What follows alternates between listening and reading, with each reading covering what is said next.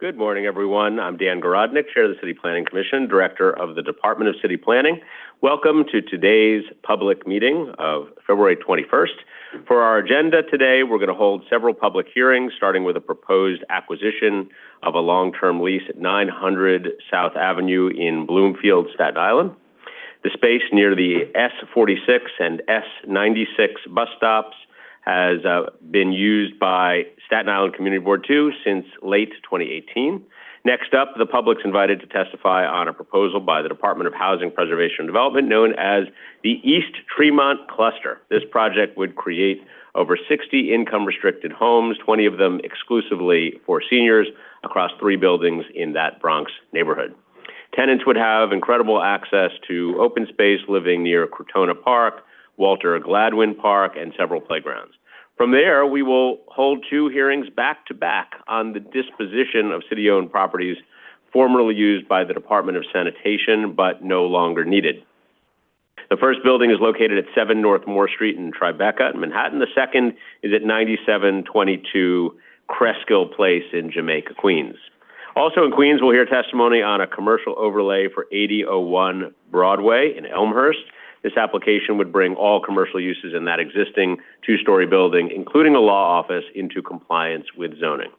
Moving to Red Hook, Brooklyn, the public is welcome to testify on an economic development proposal that will create a mix of light manufacturing, office space, and ground floor retail. Located at 41 Richard Street, which is near Coffee Park and a New York City ferry terminal, the project is expected to generate nearly 150 jobs.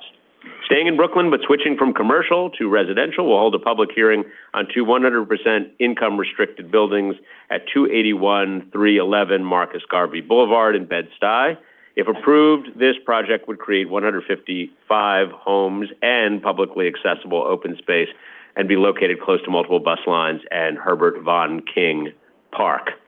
We'll follow that hearing with another Bed-Stuy housing proposal at 1289 Atlantic Avenue. This mixed-use building would create around 110 homes, of which nearly 35 would be income-restricted. Located adjacent to the Nostrand Avenue Long Island Railroad Station and a short walk from the A and C subways and B44 bus stops, this great example of transit-oriented development will also contain ground floor retail and community facility space. Last but not least, we'll close with a hearing on 817 Avenue H in Midwood, Brooklyn, a project that's aiming to create over 40 homes, a quarter of them income restricted, along with community facility space.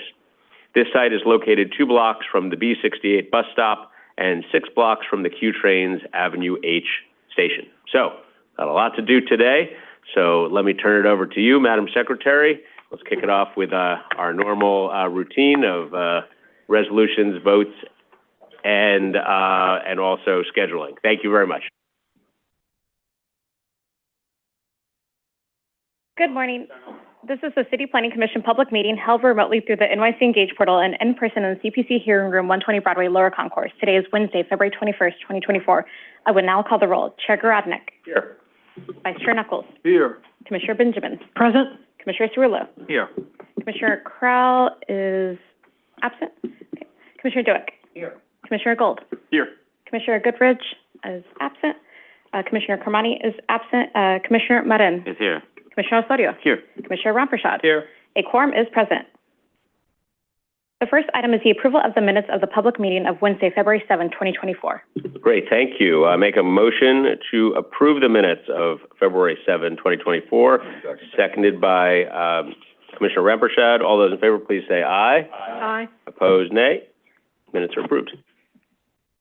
Scheduling, calendar numbers 1 through 5. We have resolutions for adoption scheduling Wednesday, March 6, 2024, for a public hearing to be held in person in the CPC hearing room, 120 Broadway, and remotely through the NYC Engage portal. Make a motion to approve the resolution. Is there a second? Thank you, Commissioner Marin. All those in favor, please say aye. Aye. Aye. Opposed, nay. Resolution is adopted. The next part of the calendar is the report section on page 7. Borough Brooklyn, calendar numbers 6, 7, 8, and 9, 341 10th Street rezoning and LSGD special permits is laid over. The next part of the calendar is the public hearing section on page 8. Great. Thank you very much, Madam Secretary. And with that, we will kick off our public hearings. let's make sure applicants know that they have 3 minutes, except when presenting as a team. And let's go ahead and call the first item. Borough Staten Island, calendar number 10, 900 South Avenue, Staten Island Community Board 2 office space. CD2, public hearing in the matter of an application for a notice of intent to acquire office space concerning 900 South Avenue, Staten Island Community Board 2 office space. Terrific. Well, we have an applicant here to speak, and it looks like a couple of others here for questions, I believe. We have Alex Krasowski from DCAS, Frank Fudia, and Deborah DeRico. And I believe they are all on Zoom, Madam Secretary, so I will defer to you on how to call them up.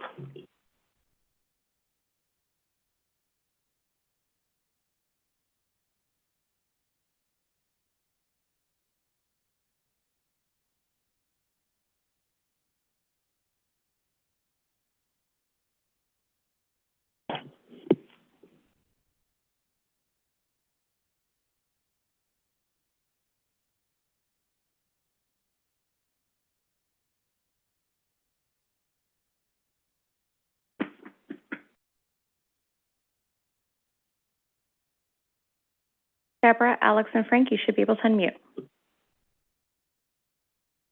Thank you. Thank you. Good morning. Welcome. Thank you.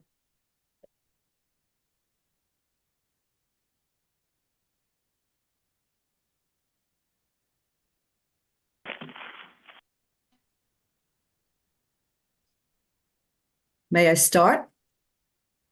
Yes. Whenever you are ready, you can go ahead. You have 3 minutes. Okay, great. So good morning, everyone. Thank you, Chair Garodnick and Vice Chair Knuckles and City Planning Commissioners for allowing me to present the proposed 195 office space application for 900 South Avenue, Staten Island, New York.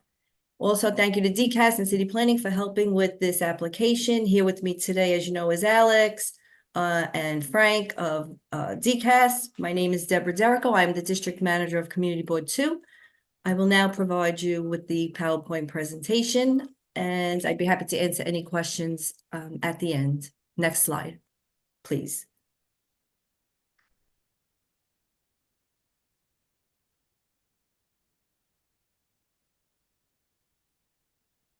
Give us a second to make sure these slides are advancing for you. Don't worry, we'll give you a little extra time here. Don't worry. Okay. All right. Can you see it? Yes, I can. Thank you. Great. Okay, keep going.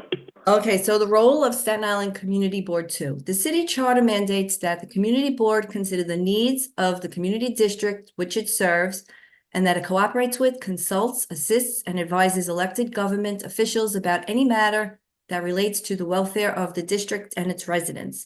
Community Board 2 participates in service delivery. We process citizen complaints and requests for municipal services. The city budget process, we prepare capital and expense budget priorities. Land use planning, we review applications for a change in or variance from the zoning resolution. Long range planning, we assess the needs of the district's neighborhoods and prepare statements of district needs. Community advocacy. Next slide, please. Description of project area. 900 South Avenue is an office building / office park complex located along South Avenue, immediately southeast of the interchange between the Staten Island Expressway and the West Shore Expressway. The site is in Staten Island's Bloomfield neighborhood and is surrounded by a few other office park developments, hotels, and open land.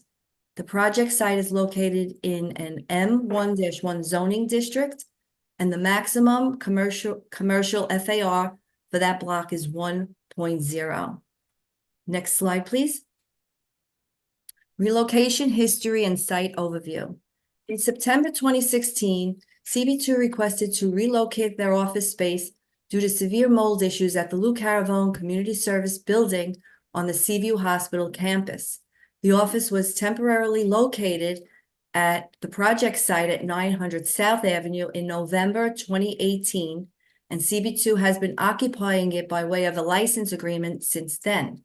The site has been adequately meeting the community board's needs, so the city is seeking a long-term lease on behalf of CB2 to secure its occupancy space. The size of the office space, which is part of the third floor, is approximately 1,063 square feet. The project site is a 4-story building that was built in 1999. Building management provides 24-hour security of the building's access points. There are 2 entrances and exits, which are both ADA Time. compliant. The building contains an elevator, which is accessible from the main lobby. In addition to their office space, CB2 also has access to a communal kitchen, the lobby area, and 2 conference Deborah, rooms. you have hit your time here. I'm sorry to say, but that's okay because we're going to just pose a couple of questions to you, and you can find a way to sneak in any additional information that you might not have been able to share in your 3 minutes. But I will just note, it sounds like you had an office space that was not serving your needs. You temporarily located here, and you're quite happy with this location, and you would like to see this happen. As my summary of all of this, and we obviously like community boards to be happy and want you to be well settled and happy in your space. Am I understanding it correctly? That is totally correct. Thank you. Okay, let me go to Commissioner Cerullo. Okay.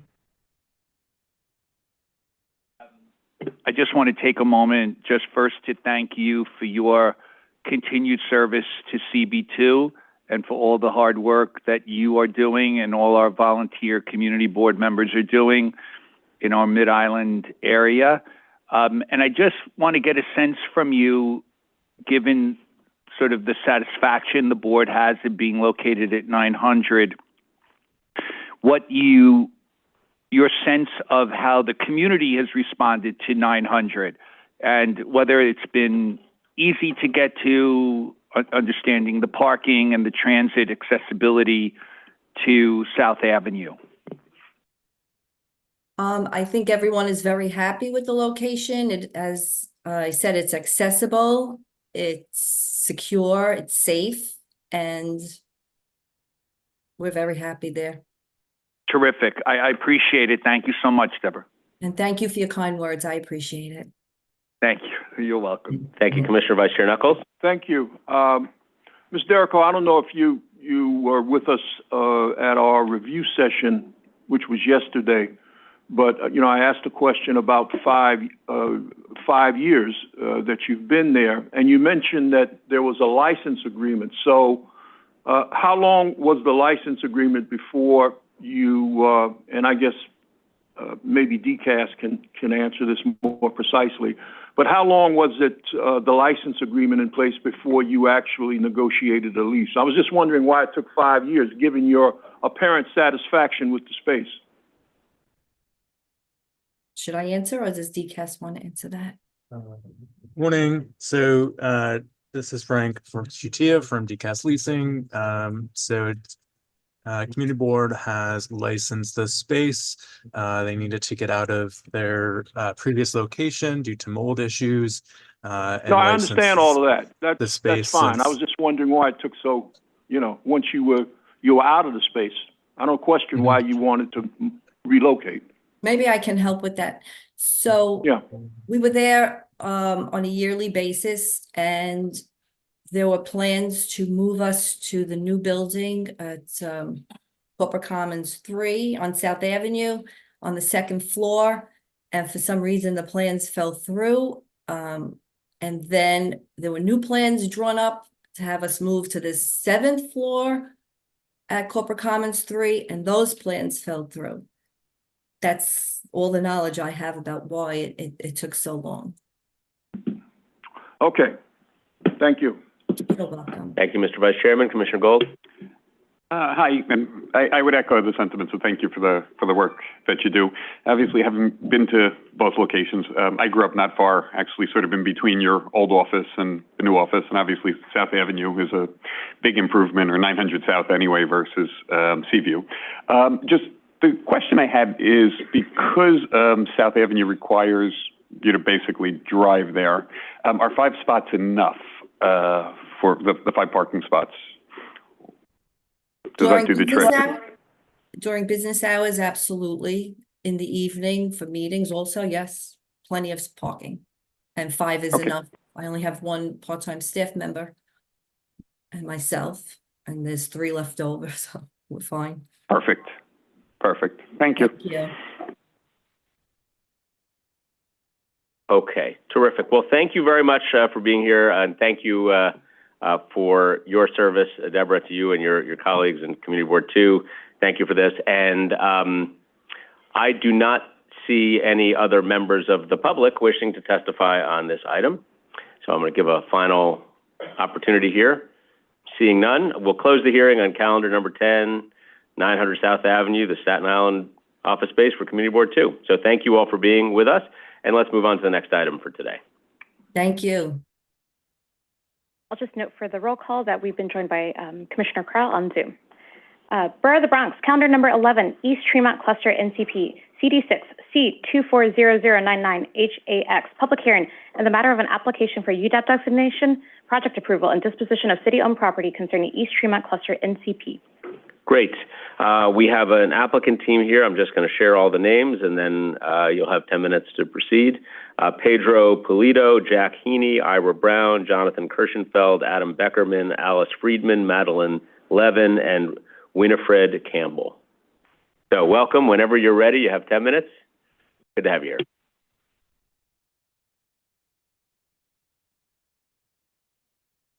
Button on the microphone.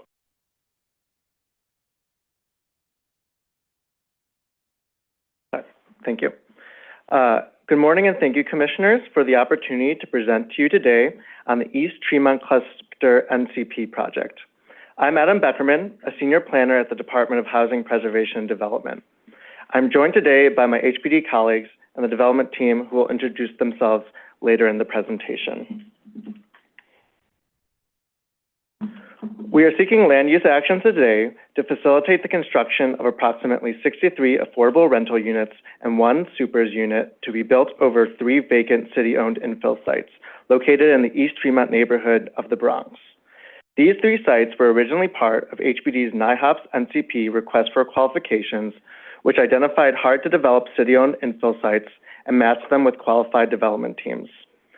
The development team today is Briarwood Organization, Fulcrum Properties, and Jonathan Kirschenfeld Architects, who all have extensive experience building affordable housing in the Bronx.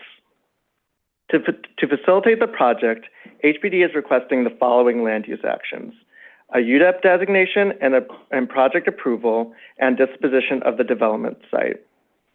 This project was originally certified on November 27th and has since received approval with conditions from Bronx Community Board 6 on January 10th and the Bronx Borough President on February 12th. I will now hand it over to Jack Heaney from Fulcrum Properties to speak more about the project. Thank you, Adam. Good morning, Commissioners. My name is Jack Heaney with Fulcrum Properties. I'm one of the co-developers for the East Tremont cluster. Next, is this the slide control? Perfect. So the project entails 3 sites. All 3 sites will have as-of-right buildings inserted into a small infill footprint in order to reinforce the low to mid-scale housing urban fabric that surrounds them, and also to continue the urban street wall for each of these blocks. Opportunities are taken at each site to create a variety of ground floor and rooftop communal outdoor spaces, and circulation within each building is configured to bring in natural light to corridors and to maximize efficiency and flow between the units. Generally, all 3 sites are clustered in and around the Bronx Cross Expressway. The total project size is 64 units with 62,000 gross square feet, with building heights ranging from 6 to 9 stories. All 3 sites utilize AIR's bulk regulations in their zoning assumptions. Of the 64 units, approximately 25% are designated as AIR's units. 32% of that, or of the total mix, 32% are studios, 23% are 1-bedrooms, and we have a majority of 2-bedrooms with 1 supers unit which is a 2-bedroom, would facilitate services for all 3 sites. The proposed income eligibility is between 30 and 70% of AMI, with 10% units being set aside for formerly homeless seniors. Next slide is a breakdown, more detailed breakdown of the AMI unit mix. Again, there's the 10% formerly homeless, which would be reserved for seniors. There's an additional 5% band of senior units. Additional 12% band of senior units. And then the majority of the population will be a mix of singles and family units between 60 and 70% of AMI, and again, a 1 2-bedroom supers unit. The first of the sites is an infill site, 907 East 175th Street. The zoning district is R71-C1-4. This assumes a maximum FAR of 5.01 under AIRS, with a total of 24,614 square feet of floor area. The height is 9 stories with 33 units, of which 9 will be AIRS. Building amenities include on-site laundry, interior recreation and meeting rooms, a large landscape rear yard, as well as a rooftop terrace. The site context for 907 East 175th Street is the building residential lobby will be on East 175th Street, which is a narrow street, which faces Highland Park, which is an extension of Crotona Park. To the east of the site is an existing Social Security Administration building, and to the west are 2 family existing homes. This site is a relatively deep lot, which allows for a generous rear terrace with gardening beds. And then on the rooftop, it's proposed to have additional amenity space as well as PV panels for energy production and shade, which will also take advantage of the park views. So also be noted that the majority of these units will be facing the park. The next site is a corner site at 1900 Marmion Avenue. This site is a tight corner site with a building entry along Fairmont Place, which is also narrow. The zoning here is R7-1. Again, we're assuming air zoning of 5.01 and a total zoning floor area of 10,510 square feet. The proposed height here is 6 stories. There'll be a total of 10 units, 2 of which will be reserved for airs. Similar amenity packages to 175th include an on-site laundry, rooftop recreation, and meeting rooms, and a landscape rooftop terrace. So this site is a bit more challenging in that it's a corner site. So we're not proposing any ground floor recreation space. Instead, we've located all the recreation space on the roof with both interior, exterior terraces, which will also have PV panels for solar production as well as shade. The context here is the site is bound by 2 narrow streets at Marmion and Fairmont Place, and to the east is bounded by an existing residential multifamily building, and to the north an existing 3-family home. Finally, the third site is 706 Fairmont Place, which is also in a corner site. This is again in an R71 district. We're proposing 5.01 FAR airs with a floor area of zoning floor area of 17,204 square feet. Proposed height here is 6 stories with a total of 21 units, of which 5 will be airs. Again, similar amenity package includes on-site laundry, rooftop recreation, meeting rooms, and landscape rooftop terrace. Again, because this is the tight corner site, we provided the exterior and interior recreation spaces on the roof, but also an additional interior courtyard to allow for natural light into all of the floor hallways. And I think with that, we will take questions from the commission. Great, thank you very much. I'll just start with a couple of quick questions. Thank you for this. I wanted to give you an opportunity to address some of the concerns raised at either the community board level or borough president about unit sizes, home ownership, et cetera, and what was considered, what's practical. I wanted to give you a chance to respond to that. So on the home ownership piece, HPD is definitely committed to more home ownership opportunities in CD6, so we definitely take that condition into consideration. Additionally, to the borough president's comments on size, we'll definitely look where we have flexibility. I think we're really proud in this project about the number of family size units that we've included. So we've tried to include, 2 bedrooms in at least every building. So. And tell us a little bit about the timetable here. You have 3 sites, assuming the UDAP action and approval and disposition here. What are these going to be developed in sequence all together at once? What's the expected scenario? Sure, I can speak to that. So these are affordable rentals, so they'll be financed primarily by low-income housing tax credits. So once we receive certification for ULURP, we will then apply for those tax credits. Unfortunately, we will probably not make the 2024 round. So the earliest we'd be able to apply is 2025, with the earliest construction start date likely of fall 2025. The intention is to build all 3 sites at the same time. Great, thank you. Commissioner Osorio? Thank you, Chair. Thank you for the presentation. I have a quick question. Can you expand a little bit on the type of energy efficiency provisions that you have in place? You mentioned the solar. No problem. Yeah, so we just touched. But just to finish the question, sorry.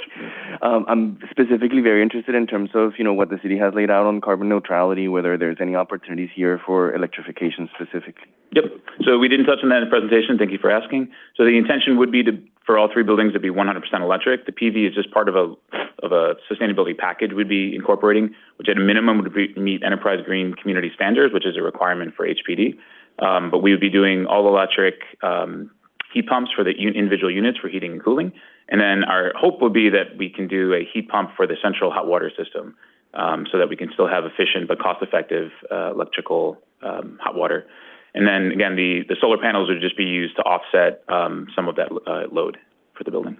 And that will be the electrification will be for all sites. Yep. Okay. Well, and the other thing is, are you planning any storage for battery storage? Yeah.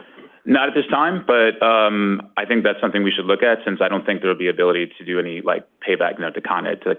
So we definitely be, again, it's really just in terms of the technology that's available at the time.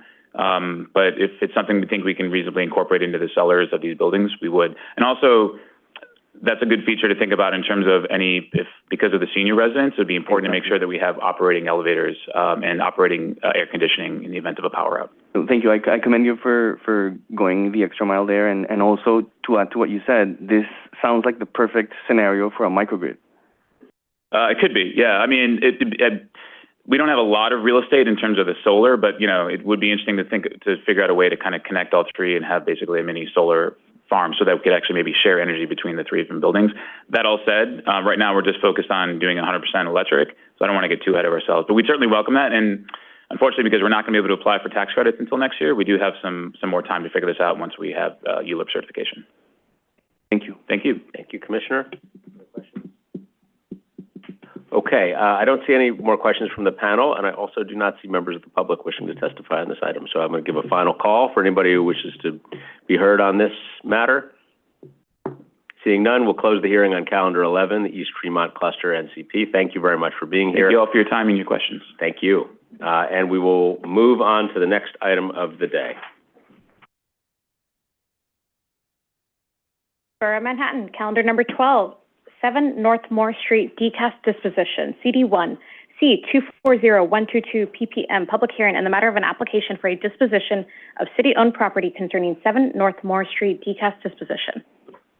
Great, and we have an applicant team for 3 minutes here, including Kyle Daniels, Michael Portuguese-Zwart, Alex Trzowski, and Chuck Canu. So welcome. We have you on Zoom. As soon as you're promoted and ready to go, we'd like to hear from you.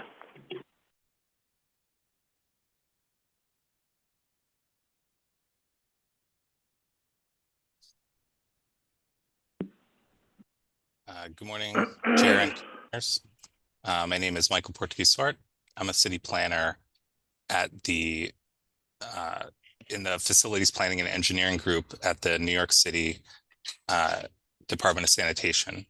I'll be giving you a quick overview of the proposed disposition ULIP action for the property at 7 North Moore, Block 190, Lot 47, located in the Tribeca neighborhood of Manhattan. The Department of Sanitation is joined by our colleagues and co-applicants at the Department of Citywide Administrative Services. Next slide, please. This is a property located at 7 North Moore. It sits between Varick Street and West Broadway. Next slide.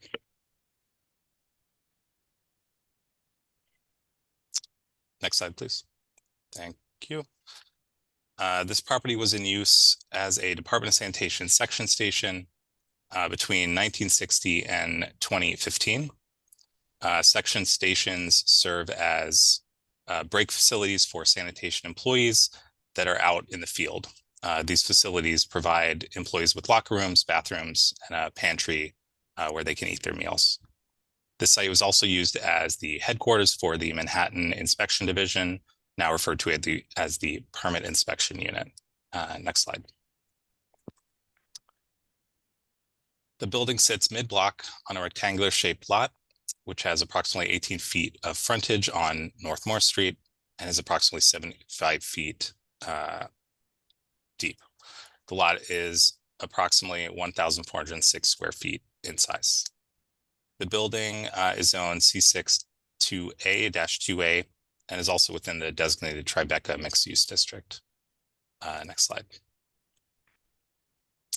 Here we have the zoning map showing the property location. Next slide. In 2015, the 7 North Moore Street section station functions were relocated to the Spring Street garage located at 500 Washington Street, which was built in 2014. Currently, the building sits in poor condition and shows water on the interior. It shows water damage and the presence of mold. Next slide. Since the closing of the facility in 2015, the building has remained unused. DSNY has considered repurposing this 7 North Moore Street building for other operational uses, but the anticipated high redevelopment costs has deterred these considerations from moving forward. Due to the fact that the building is sitting vacant with no present or future programmed use, it risks at falling into disrepair. And it is for that reason that DCAS, on behalf of DSNY, is seeking disposition approval of this property. This concludes my presentation. I'm happy to answer any questions you may have. Okay, thank you very much. So I think that the question that came out of the community in both this and the next one is just a question or concern about whether the city considered all possible alternatives before disposition here. And you may have answered that question by citing presence of mold and cost, et cetera. And, but if you could just say a little bit more about what DCAS, Department of Sanitation, did to explore possible alternative uses as a city building, I think it would be important considering the comments that we got. Hi, good morning. This is Alex Truskowski from DCAS.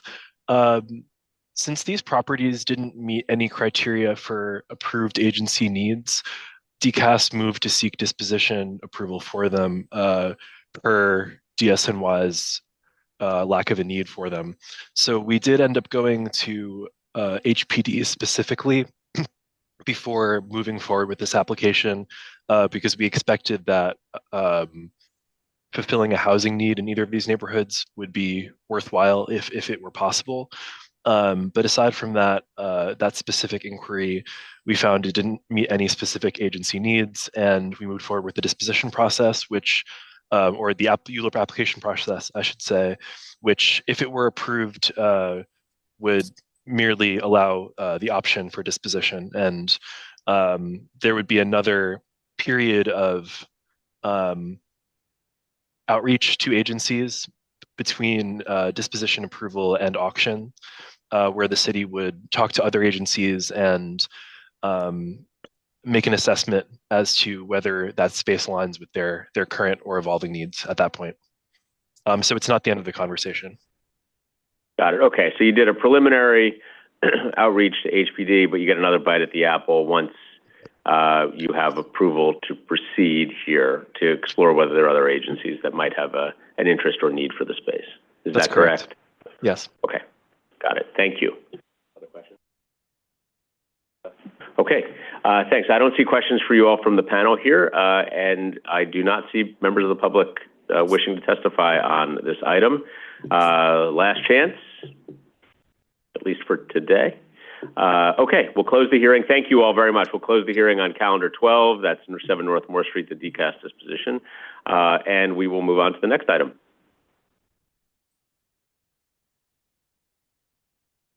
Borough of Queens, calendar number 13, 9722 Cresthill Place disposition. CD 12 C240061 PPQ, public hearing on the matter of an application for a disposition of city-owned property concerning 9722 Crestkill Place disposition. Great, thank you, and welcome back to Michael Portuguese-Swart, Kyle Daniels, Alex Truskowski, and Chuck Canu. You have 3 minutes on this one, and we appreciate your sticking around.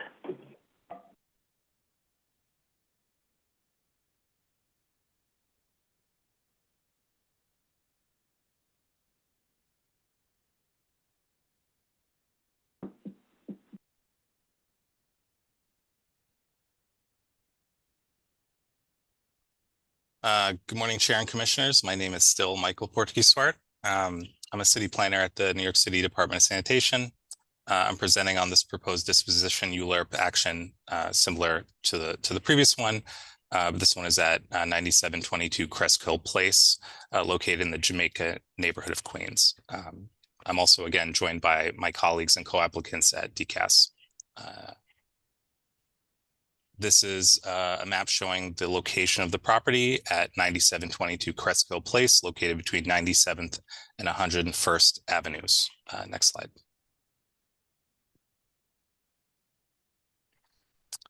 This property was used by the Department of Sanitation also as a section station between 1930 and 2016. Section stations are places, break facilities where the Department of Sanitation workers can take their meals, make the use of bathrooms and locker rooms. This site also stored archival documents. Next slide.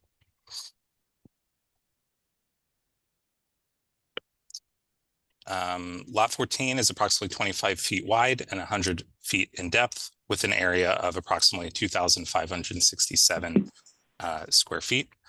The building is zoned R5, which allows for 3- and 4-story attached houses and small apartment houses. Next slide. Here's a zoning map showing the location of the property in the R5 district. Next slide. You can see a photo of the frontage of the building on Crestkill Place. The building was in use until 2016 when it suffered water damage resulting from a flood. Thereafter, the section station functions were relocated to the Queens 12 garage located at 130 23 150th Avenue. It has since been cleared out and secured by DSNY. Next slide. Since the closing of the facility in 2016, the building has remained vacant. DSNY has considered repurposing the building for another use, but the idea halted due to high capital costs and the small size of the building. Because this building has been sitting vacant with no present or future programmed use, it also falls at the risk of falling into further disrepair. And this is why DCAS, on behalf of DSNY, is seeking disposition approval authority for this property. This concludes my presentation, and I'm happy to take any questions. Great, thank you very much. Let me go to Commissioner Rampersad. Thank you for the presentation. Just have a couple of quick questions. One of the comments the borough president had made was in terms of meeting with him and the city council member. Can you just speak to any upcoming meetings you may or may not have with them to discuss the future of the building and discuss projected costs, or was an analysis done to see how much it would cost to repair the building? So we are looking into the costs. We also are continuing to have ongoing conversations with the community board and council member. And we're hopeful that we can address their concerns. One more question. Currently today, is there working power and water in the building right now, or has that been disconnected? I believe they have been disconnected. Okay. And when you say, I know the building was vacated and it's empty, but who does the maintaining of the building? I know you said Department of Sanitation. How often is that checked upon? How often do our operations check on the building? Yeah, to go by and check the building. You know, just in case it gets vandalized or if anything else happens. Yeah, I know that they did recently go by and check it and make sure that it was secured. That came out of one of the community board meetings. There was a question on, you know, whether it was fully secured or not. And our operations did go out and check and made sure it was all secured. But as far as the regular inspections, I'd have to get back to you. Okay, thank you. Thank you very much.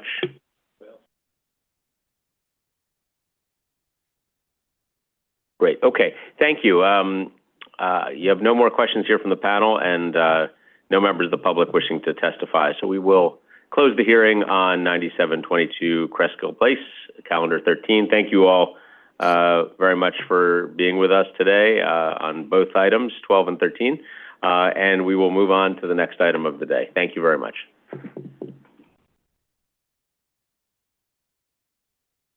Borough of Queens, calendar number 14, 8001 Broadway Commercial Overlay, CD4 C240075 ZMQ, public hearing in the matter of an application for a zoning map amendment concerning 8001 Broadway Commercial Overlay.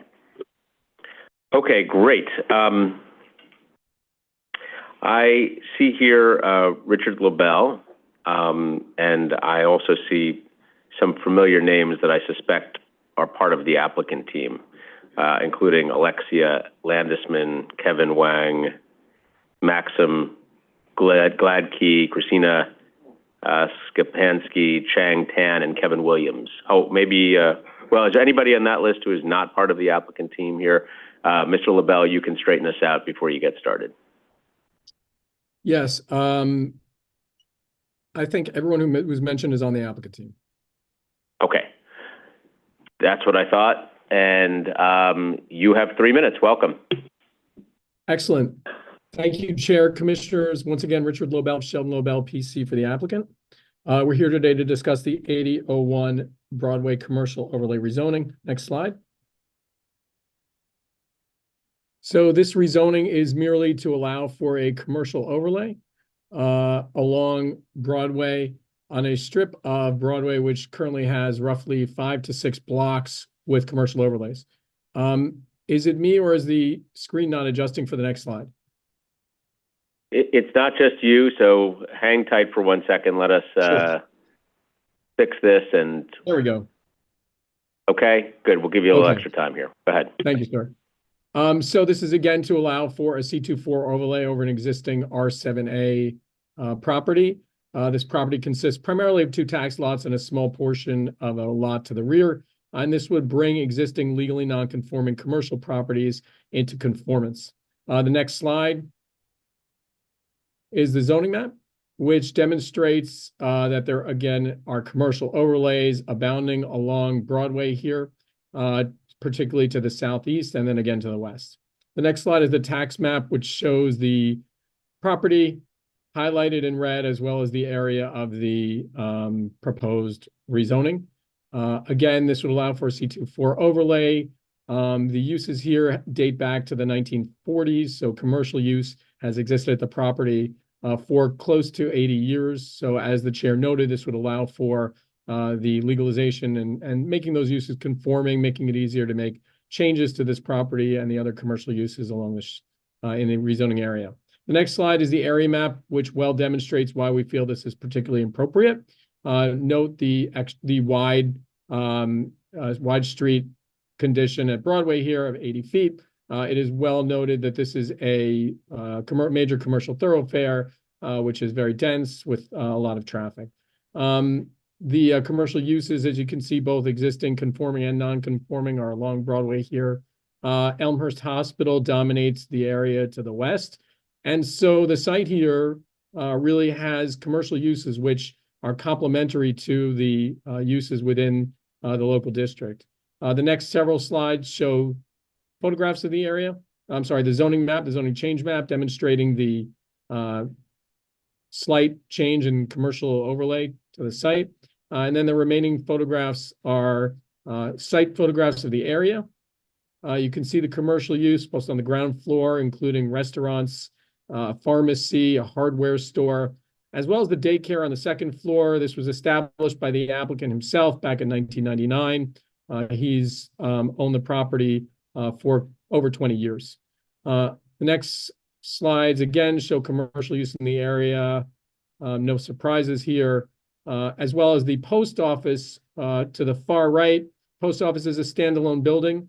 And primarily here, the commercial overlay would allow for the maintenance of these properties. Right now, there are commercial leases which exist going forward into 2028, but would now allow for the continued operation of commercial use here on a going forward basis. The applicant here has no plans to redevelop the property, and you can finish off the slide demonstrating the site plan, including floor plans from the 3 floors. So no present intention to change the building here, but having said that, to the extent on a going forward basis, there was a change in the building. This would allow us to maintain commercial uses at the property. I see my time is up, and I'd be happy to answer any questions. Time. Thank you. Just for a moment, tell us a little bit about the particular overlay that you're seeking of C24 as opposed to any other options like a C13. If you could just lay that out for us, and we appreciate your time today. Sure. C13 is primarily populating the blocks to the southeast of this property. The C24 here just allows a slightly greater range of uses. There's a hardware store here. To the extent there are any complementary plumbing supply or home improvement type uses that fell into use group 7 through 9, those would be permitted. But essentially, the C2 is a minor modification, which would allow for a greater range of uses. The C24, the 4 designation, merely would eliminate the need for any parking for these relatively small retail stores, which is particularly appropriate here, given the fact that there are 3 subway lines existing within 400 feet of the property. The 7 line exists within 1,250 feet of the property, and bus options abound in the area. So the C24 seemed to be most appropriate. Thank you. Commissioner Rampersad. How you doing, Mr. Lavelle? Thank you for the presentation. Just one quick question.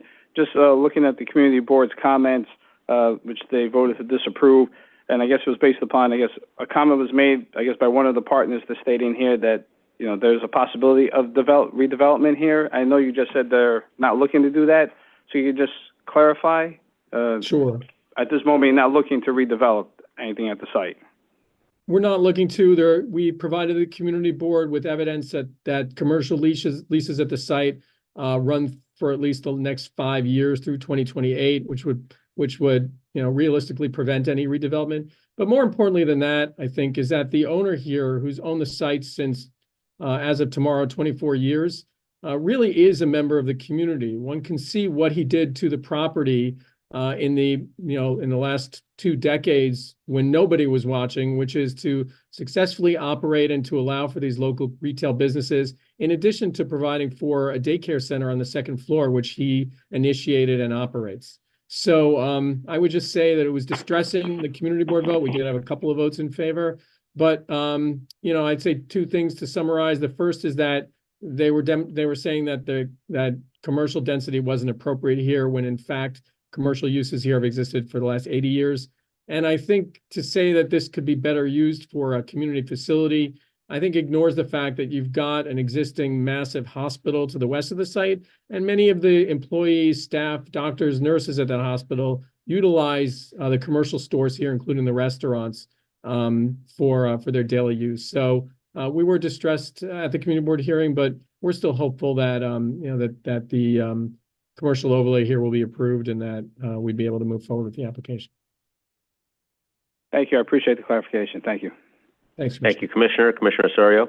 Thank you, Chair. Thanks so much for the presentation. And I had a quick follow-up to Commissioner Rampersad's question, which was part of my original line of inquiry. But just to be curious, and given what you just said, I'm wondering whether the applicant would consider the invitation to go back to the community board to rediscuss kind of like the application in terms of, what they see may not necessarily be a mutually exclusive sort of like situation. Have you gone back after the vote to discuss that with them? We haven't been back since the vote. We were there for land use committee hearing, of course, and then the full board. And it was apparent that they were not interested in commercial use at the site, despite the long history here in the surrounding commercial use. And, particularly, I'd say a couple of things. The first is that the underlying R7A here remains. So if the owner here wanted to tear down this building and redevelop with a 6 to 8 story residential building, much like many of these surrounding buildings on Broadway and behind, he'd be able to do so right now. And the other thing to note is that there is a post office here. The post office lease has been around for at least the last 15 years. The post office is relatively heavily utilized in this area. And the owner has no intention of ever requiring that the post office, move out from this particular area. So I think it's a misunderstanding with the community board. We're always open to community conversations, but the fact here is that we presented what we did as we did to the commission right now, and this is what they chose to do. Obviously we have to respect the process, but I think excluding the owner here and turning down an application, not by someone coming in from the outside, but who is very much a part of this community and has been so for years, it was unfortunate, but we think that in the end, we have a persuasive application. Thank you. I appreciate that. Of course. Thank you, Commissioner. Commissioner Gold? Just one quick question. Obviously, it hasn't been conforming to date. Why now? Why are, what sort of woke them up? Sure. So I think that the owner is looking to beyond 2028, has a longer view towards what happens here. The owner is advanced in years and is considering, what comes next. And so I think that any owner of a property with non-conforming commercial uses is faced with present challenges as this owner is. Any application to the Department of Buildings is questioned in terms of whether or not the use there is actually illegal, non-conforming use. Oftentimes, Department of Buildings will ask for evidence in accordance with technical policy procedures memoranda, which indicate the history of the commercial use there. So the bottom line is the owner has a site where commercial uses have existed since 1947.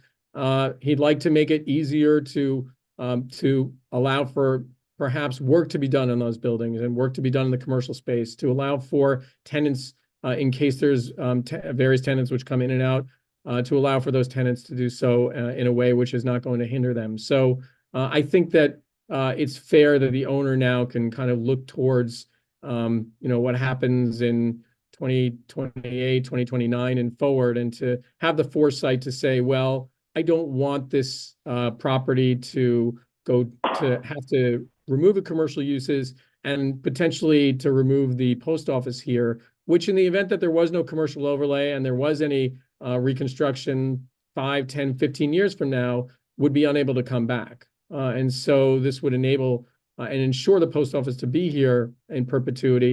And importantly, like I said to the community board, it's important to watch what an applicant's doing when the spotlight is on them, but it's also useful to see what an applicant does when nobody's watching. And here, the owner, who, frankly, is an applicant who we respect and admire, has really been an amazing custodian of the property for these last 24 years and will continue to be so. So that's kind of why they chose to do it now. Got it. Thank you. Of course. Okay. Thank you very much, Mr. LaBelle and team. I don't see any further questions for you from the panel here. And Kevin Williams, you confirmed, was part of the applicant team? He is. Okay, great. Okay, then we have no members of the public wishing to testify on this item, but I'm going to give a final call just to make sure. Okay, seeing none, we'll close the hearing on calendar number 14. That is the 8001 Broadway Commercial Overlay, and we will move on to the next item today. Borough of Brooklyn, calendar number 15, 41 Richard Street. CD6 C230051ZMK, public hearing in the matter of an application for a zoning map amendment concerning 41 Richard Street. Great. We have an applicant team here, which includes Kevin Williams, Emily Simons, and Jim Tampakis. Welcome to all of you. Whenever you are ready, you have 10 minutes, and glad to have you here. Good morning, Chair Garodnick, Vice Chair Knuckles, and Commissioners. I'm Emily Simons from the Law Office of Emily Simons, PLLC, and Land Use Counsel to the applicant, 54 Richard Street, LLC. The action before you is a proposed rezoning from M11 to M15 in order to develop 4 lots consisting of lots 13, 20, 22, and part of 25 on Block 512 in the Red Hook community of Brooklyn. The rezoning will cover 125 feet east from the western block front of Richard Street between Commerce and Sebring Streets. The M11 district has a maximum floor area ratio of 1.0 for manufacturing and commercial uses, and the M15 district has a maximum FAR of 5 for the same uses. Lots 13 and 20 are the proposed development site, owned and operated by the applicant. Lot 22 is Firehouse Engine Company 202, and part of Lot 15 is improved by Lodge Red Hook, a transient hotel. The rezoning is being proposed in order to facilitate an 82,226 square foot, 7-story plus cellar mixed-use building. The development will consist of light manufacturing uses, related commercial uses, and supporting resale uses.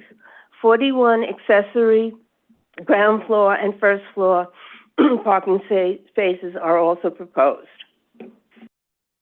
Red Hook was once a thriving manufacturing neighborhood.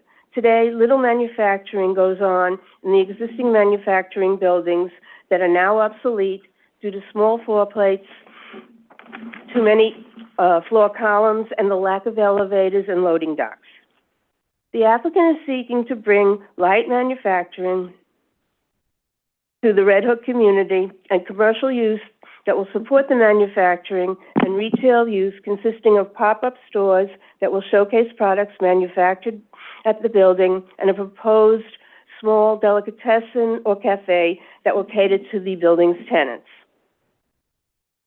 Light manufacturing consisting of artisanal enterprises, startup and incubator business, and traditional specialty light manufacturing are envisioned at 54 Richard Street. Uses such as woodworking, bakeries, custom clothing, graphic arts, and jewelry manufacturing are examples of the kind of uses that will occupy the development.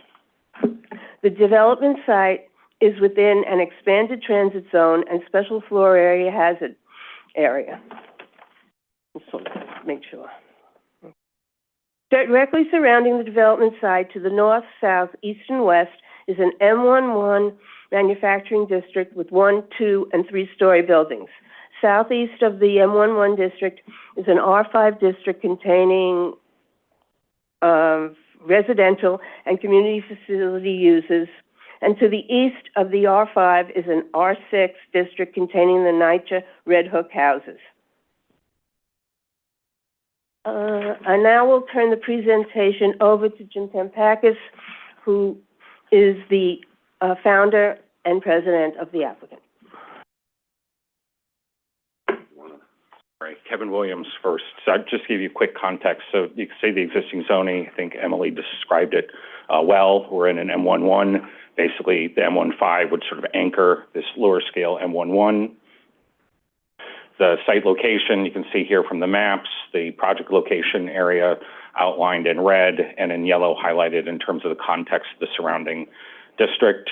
As Emily indicated, this is in a flood hazard area, was subject to flooding, which is one of the reasons for the requested modification to make the site more resilient.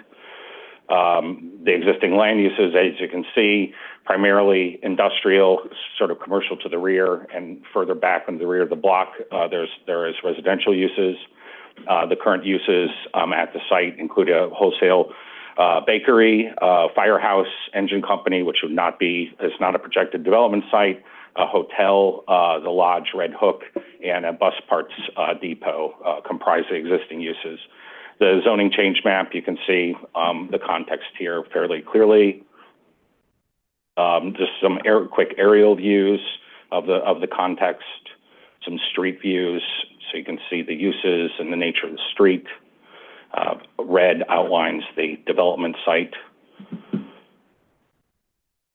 And from here, I'll turn it over to Jim to discuss the need for the rezoning and his background in the area, the applicant and owner of the site. Good morning. My name is Jim Tampakis. I am presently in Red Hook. My family moved into Red Hook about 50 years ago in 1974. We have a machine shop. We were a ship repair company. We had all different types of manufacturing uses in the area.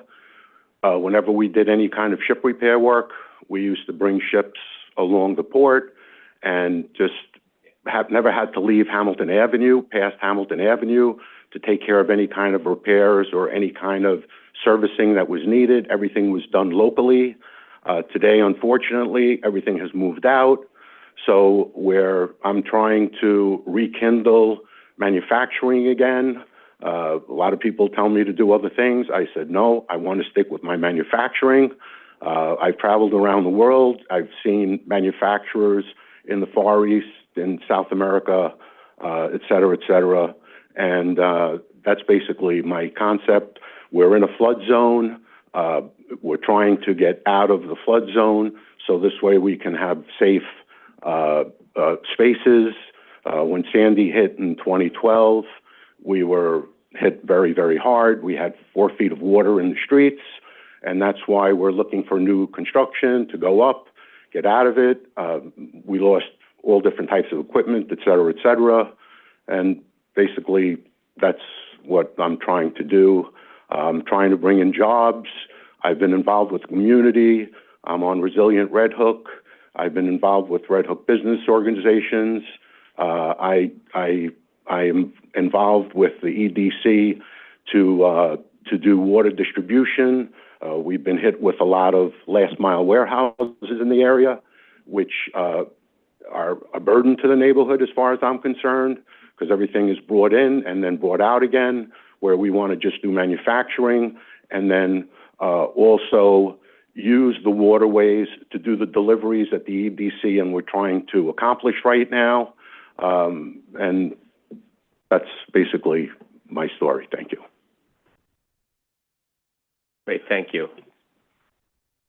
Hi, I'm Chip Calcani. I'm the architect for the project. We basically are talking about an 82,000 square foot building, of which the manufacturing currently is at 66. That's flexible actually, because the office requirement was suggested by planning earlier. Can we go to the next slide? This shows the site.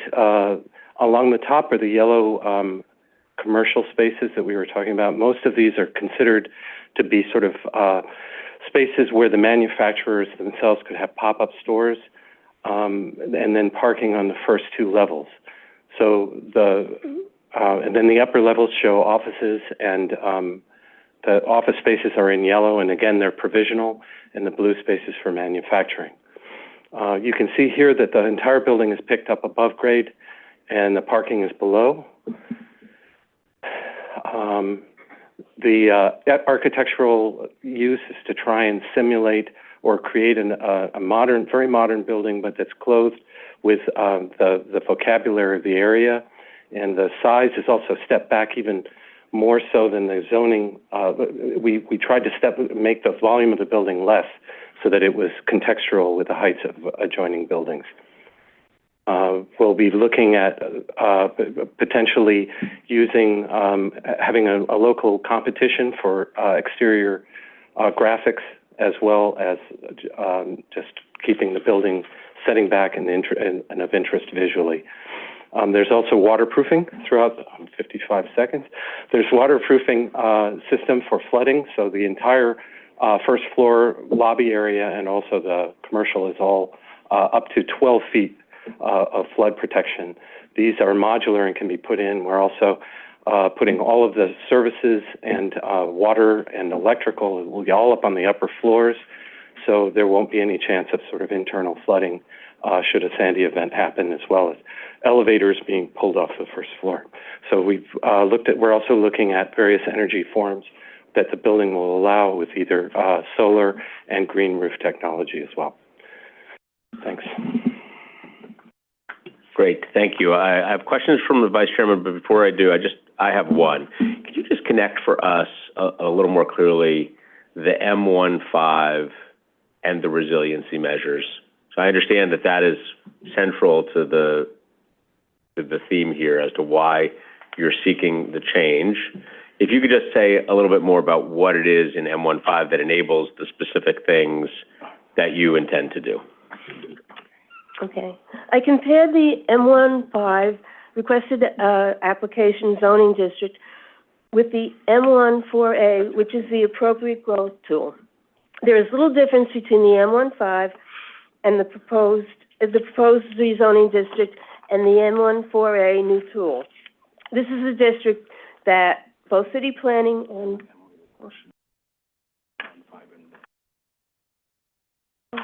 Give me a second. Okay, Yeah. So if I may, Emily was prepared to answer one of the commission's questions. So with regard to how the M15 directly responds to flood resiliency and the need for it. So you can see in this entire area, and in fact, large swaths of the city that have M11, very little redevelopment, very little new construction. On the one hand, it's just not economically feasible given the parking requirements to redevelop, but also a lot of these M zones have, they have past hazardous materials use, which you saw toxic release in this area, standing oil, all types of chemical discharges. And so to be able to redevelop in this site, you're going to have to do significant remediation. There was off-site spills that affected this project. In addition, in order to apply, to comply with Appendix G for buildings in a flood zone, you're basically you're having to add a bunch of resiliency infrastructure to the site to accommodate putting the HVAC and the electrical systems on the roof, dry and wet flood proofing both the cellar and the first floor. Those costs alone, combined with the remedial costs and the difficulty with an M11, all challenge the redevelopment throughout the entire city, and particularly in Red Hook. And that's why you see if you look at this broader M11 district, there's not a single new building in this area that's been redeveloped in the M11 zone. So it sounds like it is the flexibility of the additional density plus the flexibility of design here, Helps overcome the cost. I'm sorry, say again? Helps overcome the cost to redevelop, yeah. Exactly. Okay. Okay. Thank you. Mr. Vice Chairman? Thank you. Mr. Tampakis. Yes, sir. You obviously clearly have a history in this neighborhood. I'm just wondering, what do you see as evidence of the market demand for the kind of manufacturing space that you're proposing here? So I have some other properties in the neighborhood, and I have different manufacturers already. And I always get inquiries on these different types of manufacturing. I've been working also with Southwest Brooklyn Industrial Development, we had done a study with the EDC, and we had entered a challenge like 4 or 5 years ago, and we won first prize with the concept of what we were trying to do. And we do have all this information available. And I do believe, so we've been talking about different types of incentives that we can have for these new businesses coming in, where we can lower utility bills, water bills, et cetera, whatever kind of incentives we have, we're going to have them all set up. So this way we bring in all of these manufacturers. We're talking to people from over in Sunset Park, who are already in the process with these maker spaces, et cetera. So I feel confident that we'll be able to bring in a lot of food manufacturers, kitchen incubators. My wife is a pastry chef. She was the one that was in one of the buildings, 37 Richard Street. And I really feel strongly that we need to start manufacturing again because everything I buy for my business, which is I do purchasing for equipment and everything is made abroad. And everything has to be coming in, and everything has long lead times, and it's not like it used to be. And that's basically where I'm trying to resolve all these whatever I could do. Thank you. Thank you. Thank you, Mr. Vice Chairman. Commissioner Osorio, and then Commissioner Rampershad. Thank you, Chair. Thanks so much for the presentation and for your responses already to the questions from my colleagues. I wanted to start by commending you for what you said in terms of the importance of manufacturing and industrial uses in this particular part of the city, but just in general within or in around the SMIAs. I also just wanted to thank you for the level of detail and the commitment to responding to the levels of vulnerability to flooding. Your materials reflect what you said, and it's super useful. I have two specific questions. One is, I'm wondering if you can explain a little bit the type of manufacturing that you anticipate, more or less, and let me explain the spirit of the question. I understand pretty much everything that you've sort of like laid out makes a lot of sense. I just want to make sure that in the process of thinking about that first floor, which you've also clarified is going to be potentially retail, maybe that cafe, delicatessen, et cetera. There's a plan to manage potential hazardous substances that could be stored or transferred through the first floor or the cellar. So the ground floor is what we consider the cellar, and then the first floor is really the mezzanine. And then we have 6 stories on top of that. So, I just, I'm sorry, repeat the question one more time. I'm sorry. Thank you. No problem. So I want to know what are the provisions that you'll have in place to make sure that no hazardous substances that could be potentially stored or transferred through the first floor, particularly, could potentially exposed in the event of severe weather. Understood. And because I have a machine shop and I understand what could be hazardous and whatnot, we're looking to do certain types of systems in place where we mitigate and make sure that we don't have any issues like we do now. So on the first floor, which is the second floor in America, but the first floor in Europe, on the first floor area, there's 2 bays, structural bays set aside for a water containment vessel. So that there'll be a special drainage going to this effluent. It'll be a holding area, and then it can be pumped out. So primarily, that's how we'll be handling that, and it's in the neighborhood of 2,500 gallons or so. And that's where you'll have the back valve, right? Yes, the backflow valves are all up on the second floor. Okay, cool. And one last question, if I may, sort of like really quickly. You might have already sort of like hinted to this, but I'm wondering if you can clarify what are the type of manufacturing uses that you more or less entail, and then explain to us a little bit, the type of retail. Now, having the cafe sort of like discussed, what is the type of retail that you anticipate will happen in addition to the cafe per se? Okay, so in addition to the cafe, what I wanted to do is I wanted to showcase the manufacturers upstairs, have them rotating every 2-3 months, let them come downstairs, let them showcase their products, their items, whatever they're manufacturing, whether they're baked goods, whether they're specialty equipment, whether they're clothes, whether, just basically showcase, give them an opportunity. Although we do not have a lot of traffic, pedestrian traffic in the area, but if we bring in 150 employees, I think that we'll see a lot more activity and movement in the area, and that would be something good, to basically just give that as a bonus and let them showcase their items. The reason why we put in storefronts was because city planning had requested us to consider putting in storefronts, and that's why we put them in. And I think that it's not a bad idea for the manufacturers, like I said, to be able to showcase their items and help them promote and market their products. Thanks so much for your responses, and thanks so much for addressing the questions. Yeah. Thank you, Commissioner. Commissioner Rampershad. I just had 2 quick questions.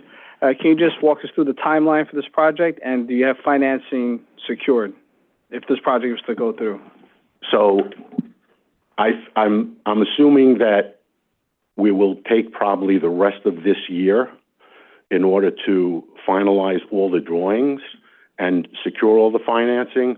I have reached out to certain developers that are friends and related to me that do these buildings all the time, and we've been in talks for the last 6 years, 8 years, because I've been working on this project that long, and I feel confident that between the IDA, between SBS, whatever additional benefits that we can get from them, we will get. And you know, but hopefully by the end of the year or early next year, break ground. Thank you. Okay. Thank you very much. I don't have further questions for you from the panel here, although I do have a member of the public who wishes to testify, so we will thank you all very much for being with us, and I will call up Brady Mikesell to testify, and I will also give an opportunity if anybody else wishes to sign up. Now is your time. Welcome. Thank you, Chair and Commissioners. I'm Brady Mikesell. I'm with the Southwest Brooklyn Industrial Development Corporation. And SBIDC is a local economic development corporation and membership organization whose mission is to create equal opportunity for the people, businesses, and community of Southwest Brooklyn. We provide free services to over 1,500 small industrial and manufacturing businesses in Red Hook, Sunset Park, and Gowanus. And we help place 200 job seekers in full-time industrial jobs every year through our Workforce One Center. We want to express our strong support for the rezoning at 41 Richards in alignment with the feasibility study carried out by my organization, SBIDC, under the Neighborhood Challenge Innovation Grant, which is funded by SBS and EDC. The plans for this site are directly in line with a vision for equitable economic development in our community. They also importantly incorporate strong flood resiliency, as we saw today. We believe that an M15 zoning would be appropriate for this site, allowing it to unlock much-needed industrial space for small businesses to locate in Southwest Brooklyn IBC. Beyond this, it could serve as a model for future new industrial development in Southwest Brooklyn and beyond. Currently, industrial vacancy in Southwest Brooklyn and the IBZ is at an all-time low, and the provision of 68,000 square feet of new manufacturing space would substantially benefit the community. We're currently working with about a dozen industrial businesses who are looking for space in the area, and they're struggling to find properties that can fit their specific businesses' needs, whether that be size-related or having the right kind of freight and loading situation, which I think this building would provide. A redeveloped 41 Richards would provide space that allows current Red Hook industrial businesses to expand while staying in the community and allow for other businesses to move or start up here. The developer of this property, Jim Tempakis, is himself an industrial business owner and long active in the Red Hook community. He's therefore well situated to take into consideration the needs of local industrial manufacturing businesses and the design and construction of a building on the site. Early plans already show this attention to detail, with designs including a cutout above the loading zone to allow for freight to be moved to and from the upper floors, proper ventilation systems, and the inclusion of floor drains. We have full confidence in Tempakis and the team to follow through on this vision and create a light manufacturing center that can further grow Brooklyn's industrial and manufacturing sector. We're strong proponents of the redevelopment of 41 Richards and believe approval of this rezoning would be an important step forward for new industrial development in Southwest Brooklyn, which would result in many new and retained high-quality jobs for local residents. Thank you. Great. Thank you very much, Commissioner Gold and Commissioner Osorio. Thank you. Can you speak a little bit about the businesses, the manufacturers who've expressed the interest in being there? Want to get a better sense for what this location's right. Absolutely, it's a wide variety of folks. So we've seen a lot of food manufacturers looking lately. There's also a soap manufacturing company. What else? There's a yogurt manufacturing company, and a lot of the issues has been around like looking for kind of slightly smaller floor plates, so like less than 10,000 square feet, and there's not a lot of that available in the community. Another struggle we've seen is when there's space on upper floors, just not having the proper loading, having that loading time restricted, just not being able to get your products up and down if you're doing a lot of shipments. And that's been kind of the major issue we've seen time and again. Got it. So aside from the smaller floor plates, is there anything else that's obviously the location is interesting and it's right as the gentleman mentioned for in the olden days you're right in the right spot for working with the ships. But today, aside from I guess an ideal location and smaller floor plates, is there anything about this that makes it really special for these manufacturers? Yeah, I mean I think you don't see ground up development in the area happening too frequently. So I think just having that new space is terrific, and really I want to reiterate that having that proper loading setup is something that's quite rare. Got it. Perfect. Thank you. Yeah. Commissioner Osorio. Thank you, Chair.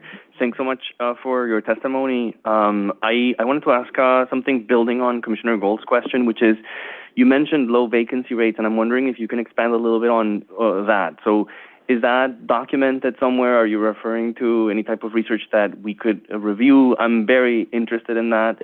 Can't tell you how many applicants we see saying that, they've actually reached out to light industrial businesses across the city and they can't find the tenant.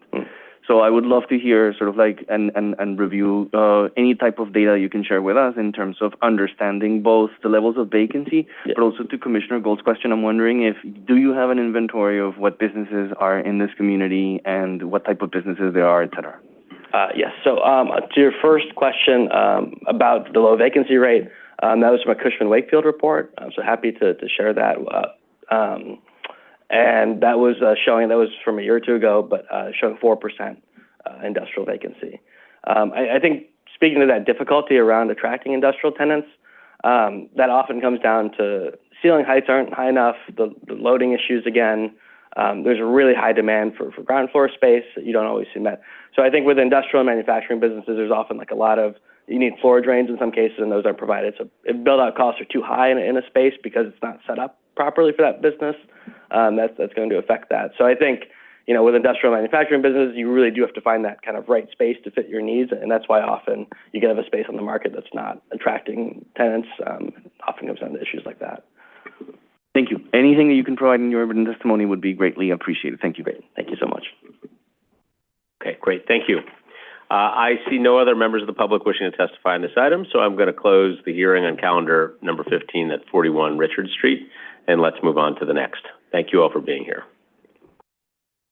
For Brooklyn, calendar numbers 16, 17, 18, and 19, 281, 311 Marcus Garvey Boulevard. CD3, calendar number 16, C230146 ZMK. Calendar number 17, N230147 ZRK. Calendar number 18, C230148 ZSK. Calendar number 19, C230152 ZSK. Public hearing in the matter of applications for zoning map and zoning text amendments and special permits concerning 281, 311 Marcus Garvey Boulevard. Great.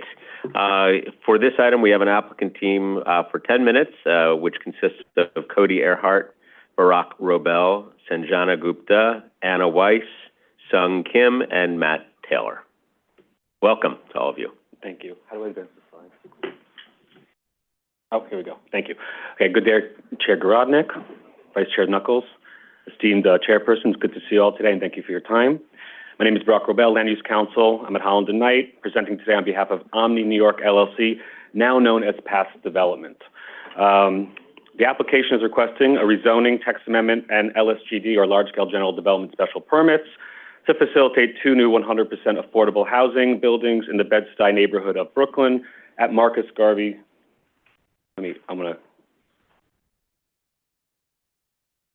There we go. At Marcus Garvey Boulevard between Monroe and Quincy, including approximately 141,000 square feet of zoning floor area and 155 units of affordable housing, plus ground floor non-residential uses and site plan improvements. I'm joined today by Anna Weiss, Senior VP of Development at PATH, and Sanjana Gupta, Project Manager at PATH, Sung Kim, Director of Planning and Zoning at Magnuson Architect and Planning, and Cody Earhart from Terrain Landscape Architecture. Taking the rezoning actions very quickly one by one. The rezoning area is a mix of R6A, R6A C2-4, R6B, R6B C2-4, and we're seeking an R7A C24 for 100-foot depth along Marcus Garvey Boulevard for those two block frontages, so continuous R7A C24. The area is predominantly R6B, R6A, characterized by a significant concentration of pre-war six-story masonry affordable housing buildings constructed in the 1970s, very similar to our project area. The text amendment obviously will designate the rezoning area as the MIH area. With regard to LSGD special permits, the two new buildings are proposed. Well, I'll just give you some context here a little bit, pull back, and that's the rezoning. But I'm going to go back to the area map just to go through the quick description. The two new buildings are proposed for two development sites that are each part of larger zoning lots with existing five-story buildings and a garage. With the two new buildings, the two sites will together form a large-scale general development. It's over 1.5 acres, obviously. To allow for better site plan that can be achieved by strict compliance with the zoning resolution, the applicant requests minor variations in height and setback and distribution of floor area without regard to zoning district boundaries. We're requesting a nominal amount of floor area, 1,420 square feet from the R7A to the R6B on the north block, 4,700 square feet from the R6A to the R7A on the south block. And very quickly, the height and setback waivers involve an 80-foot base height where 75 feet is allowed, or 105 to 115-foot maximum building height where 95 feet is allowed, 10-story buildings where 9-story buildings are allowed, and 80 to 115 feet within 25 feet of the R6B district where there's a max of 65 feet transition area.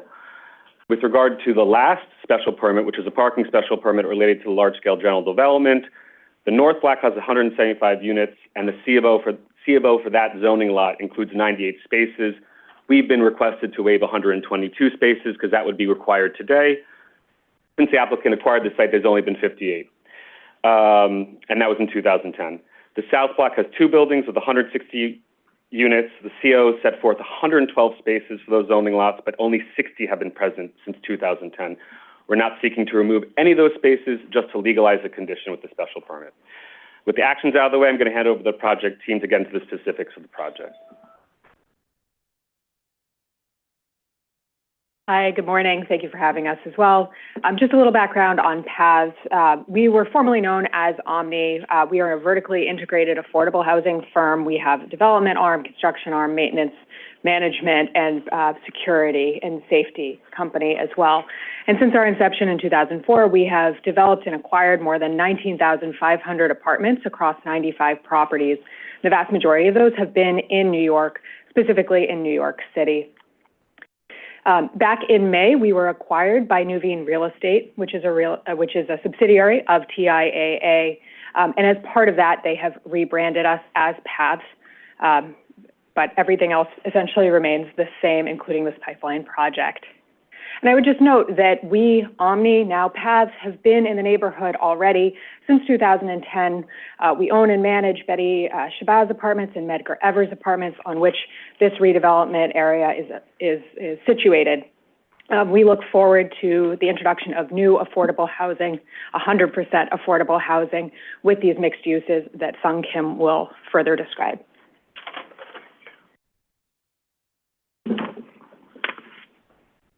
Thank you and good morning. My name is Sung Kim, and I'm the Director of Zoning and Planning at Magnuson Architecture and Planning. And just briefly, we are a firm, purpose-driven firm specializing in affordable, supportive, and senior housing in New York City. Over the past 3 decades, we've developed and completed over 100 affordable housing, comprising of more than 13,000 new dwelling units. Here's the overview of the using site condition.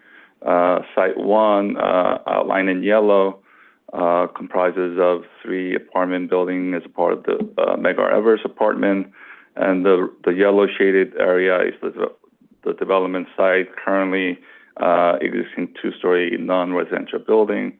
To the south of the Gates Avenue is the second development site, including Betty Shabazz apartment.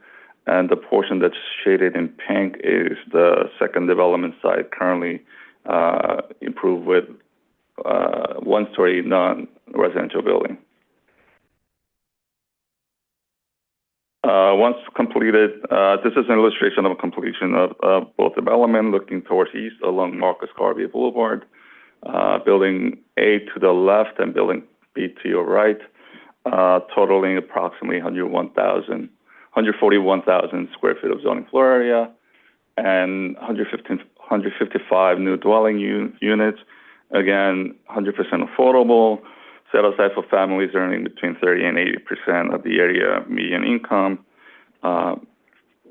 and more than 30,000 square feet of commercial and community facility use spaces at the base of the building. This slide represents, in addition to 2 new buildings, there will be 5 new and improved open spaces throughout the project site. Here's a little more detailed view of Building A. Again, the 10-story mixed-use building, approximately 81,000 square feet in total and 84 apartment units. There will be a boxing gym on the ground floor of approximately 4,700 square feet. On the second floor will be community facility use space. Here's the building B on the southern end of the project site. Again, mixed-use 10-story building, 71 apartment buildings. On the ground floor will be approximately 4,300 square feet of retail space. To your left of the site plan depicts 5 outdoor area. Letters A and B represents new outdoor space associated with 2 new buildings being developed. Letter C represents a new and improved outdoor recreational space, which will include basketball court, fitness, exercise equipment, and children's play area. Letters D and E will be improved outdoor landscape spaces with walking path and sitting area. Here is the image of the outdoor rec space above the existing parking structure. With that, I'll pass on to Sanjana. Hi, everyone. As you can see, this is a fully 100% affordable project, and the unit mix is as displayed. The project will be financed by the HPD ELA program and serves AMI ranges from 30 to 80%, plus apartments set aside for formerly homeless households through the Our Space initiative. Rents range from $486 for the least expensive studio apartment up to $2,665 for a 3-bedroom, which is our largest unit type at the highest income level, of course. Now to discuss community benefits, the project offers many. We will be first re-tenanting the boxing gym, which we understand has been an anchor within the community, and it will now be home to a warm, beautiful, Class A space and serve the community for the next 50 years. We hope to also re-tenant the other Class A space with our existing grocery store tenant, and combined, this will provide improved commercial activation for the neighborhood. Additionally, residents of Medgar Evers and Betty Shabazz, which are located on the same land as a proposed new construction, will also be able to use the 27,000 square feet of open space. The project will lead to the creation of a multitude of jobs, from operational to construction roles. And there will be monitored cameras, security, and access control for the safety of our tenants, which is our utmost priority. We must also note the green initiatives provided, including sustainable materials that will be used, heat pumps, increased insulation, and energy-efficient appliances and fixtures, just to name a few. And these are just the main community benefits of the many that are brought to the neighborhood by the project. Moreover, the project team will be using best construction practices and minimizing any potential disturbances caused by the development. Thanks. Great. Thank you very much. Let me just start with a couple questions, and then I'll go to Commissioner Benjamin. First, and forgive me if I missed it, and my notes are a little unclear on this. On the sites where you would propose building A and B today, what is currently there? Yeah, so currently on those sites, we have commercial space. So the boxing gym and the grocery store currently exist along Marcus Garvey Boulevard. They are, low-lying spaces, and so our proposal is obviously to make these larger mixed-use spaces and then re-tenant both the boxing gym and the grocery store, and make sure that they have a Class A space moving forward, in addition to the additional community facility where we would hope to re-tenant with a daycare. Okay, got it. I had in my notes that there's 2-story non-residential buildings, boxing gym, childcare, grocery, and medical office. That encompasses both sites. Both sites. Okay, got it. So that's what's there. Indeed. And the daycare is no longer there, however. The daycare is gone. Correct. Okay, and you would anticipate bringing back the boxing gym and likely the grocery store? Yes. So we have had preliminary discussions with both of those tenants. It is very clear to us, as well as what all the community feedback that we received, how important, in particular, the boxing gym is to the neighborhood. It's been around for 40 years. It's a real flagship and a point of pride. And so our goal will be to work with them to make sure that they can continue operations, into the next 50 years with this new Class A space. Okay, excellent. And it looks great. One of our actions here, beyond the zoning map and zoning text amendments, is the special permit and the distribution of floor area here and moving development rights as part of a large-scale plan. The findings that we're looking at are whether we get a better site plan in relationship to the street. just want to give you a chance to address that, since that's one of the points that, not even the primary point that we have to evaluate. Right. We do believe that the height and setback waivers do allow for a better site plan, a better utilization of these floor plates, and it allows for a few more units of affordable housing by adding the 10th floor, and or reducing the community facility space. It's kind of a trade-off because you could lower the building where there's 2 floors of non-residential use on the north site and achieve the 9-story building. But we think that that waiver makes sense. It's also, there is a request for 115 feet, but we're proposing 105-foot buildings. That request was kind of instructed to put in as a buffer in the large scale as a sweater. So these buildings are proposed to be 105 feet, not 115 feet, which we think is in keeping with the surrounding area. And generally, the improvements to the open space are really underlying what the better site plan is. Right now, there are underutilized open spaces. These, I mean, I think the design team could speak better to why it is a better site plan, and maybe Cody can speak about the landscaping, because I think that, kind of supports the finding. So.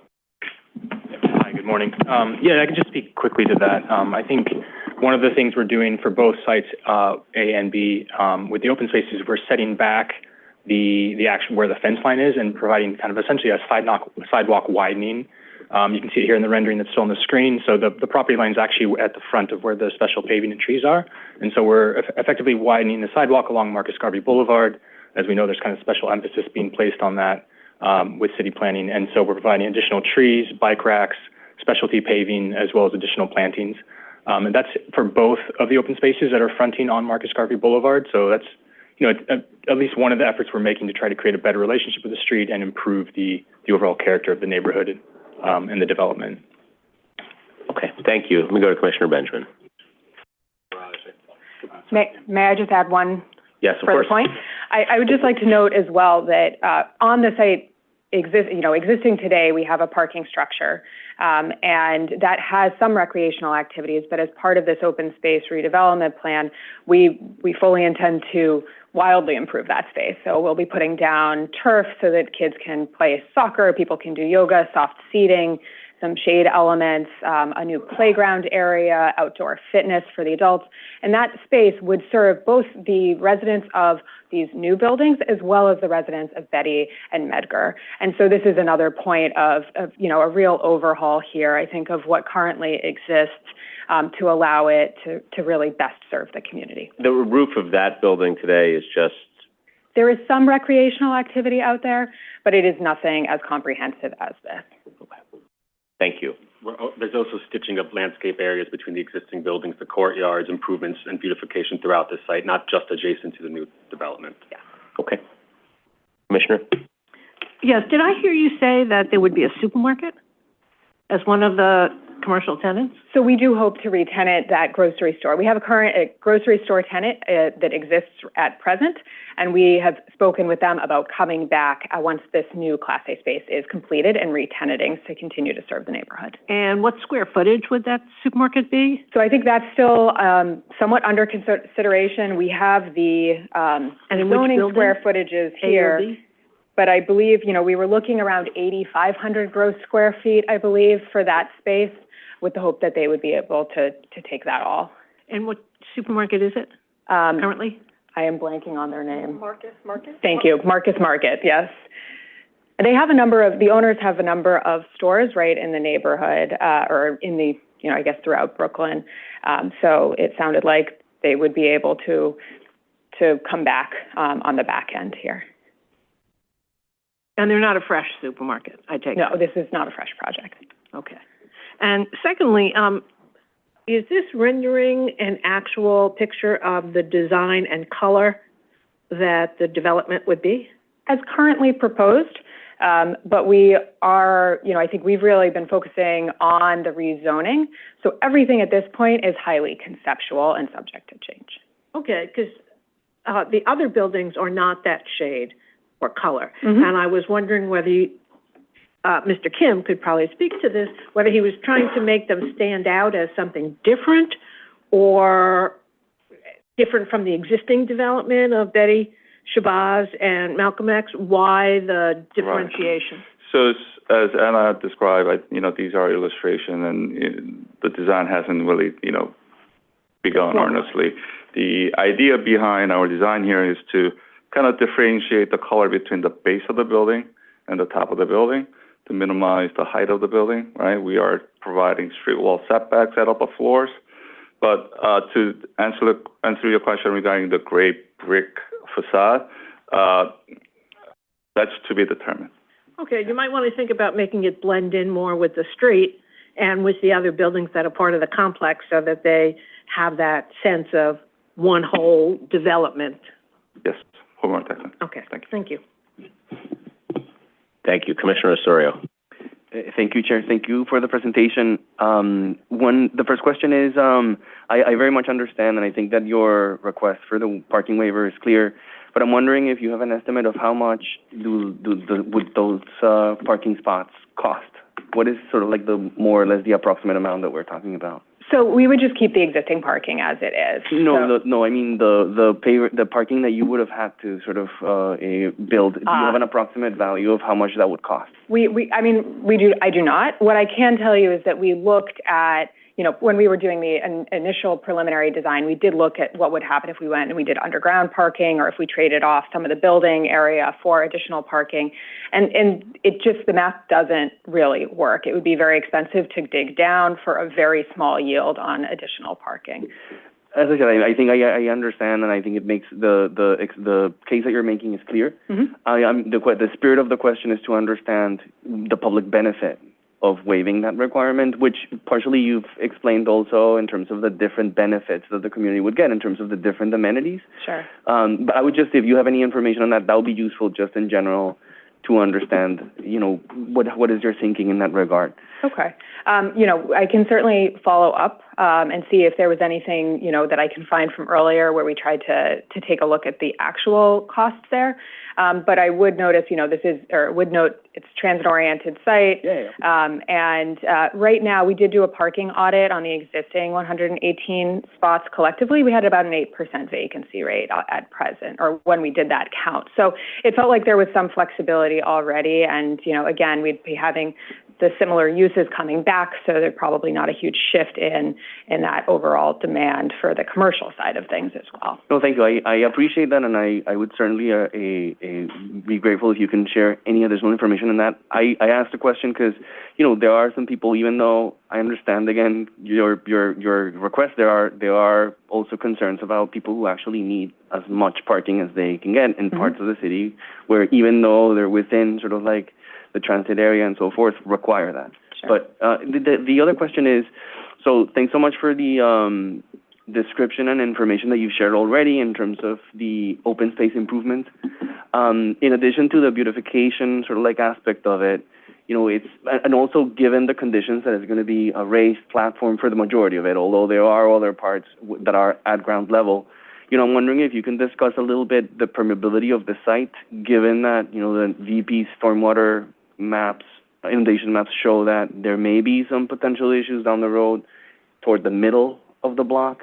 And so I'm wondering if you can share anything in terms of, how you're thinking about that. Sure. I can give a few very quick responses, and then I'm going to turn it over probably to Cody, who's the true expert here when we're thinking about these.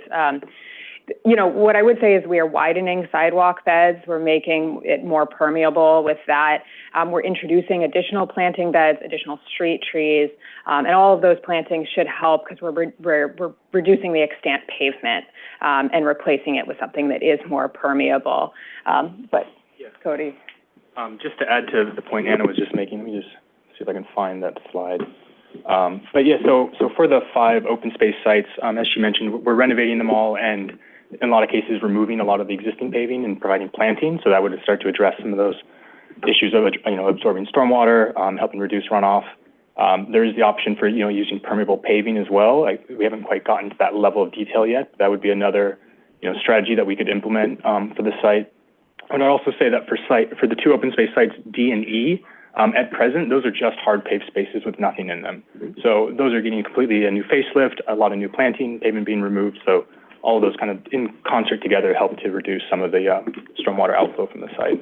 Thank you. That's really useful. And as you move forward and begin thinking about that level of detail, anything you can provide would be useful. One last question. So thanks so much for the information that you presented on the energy efficiency, so like dimension of the proposed buildings. One quick follow-up is there any renewable energy discussed at this point? Are you considering solar or anything along those lines? So we are considering solar, but we haven't gotten that far down into the design process. That that is something that's very much either solar or green roofs on the buildings, or something that we are considering. And again, this will be part of a more comprehensive energy efficient building. We'll be really focusing on the envelope. We'll be using these energy efficient electric heat pumps, and doing everything we can to reduce the electrical load that the building will carry. And obviously, on-site generation would help to effectuate that as well. Thank you. I appreciate that, and I also highly encourage you to think about whether there could be any type of resilient energy sort of like provisions in place, whether because of the scale of the project and so forth, this makes sense as we said earlier to another project, that a potential microgrid could be a really interesting option here. We will definitely look at all options. Yes, thank you. Thank you very much. Commissioner Rampersad? Just one quick question. You were talking about retaining the boxing gym that's in the community and the supermarket. Do you know what the current square footage that the boxing gym is currently using now?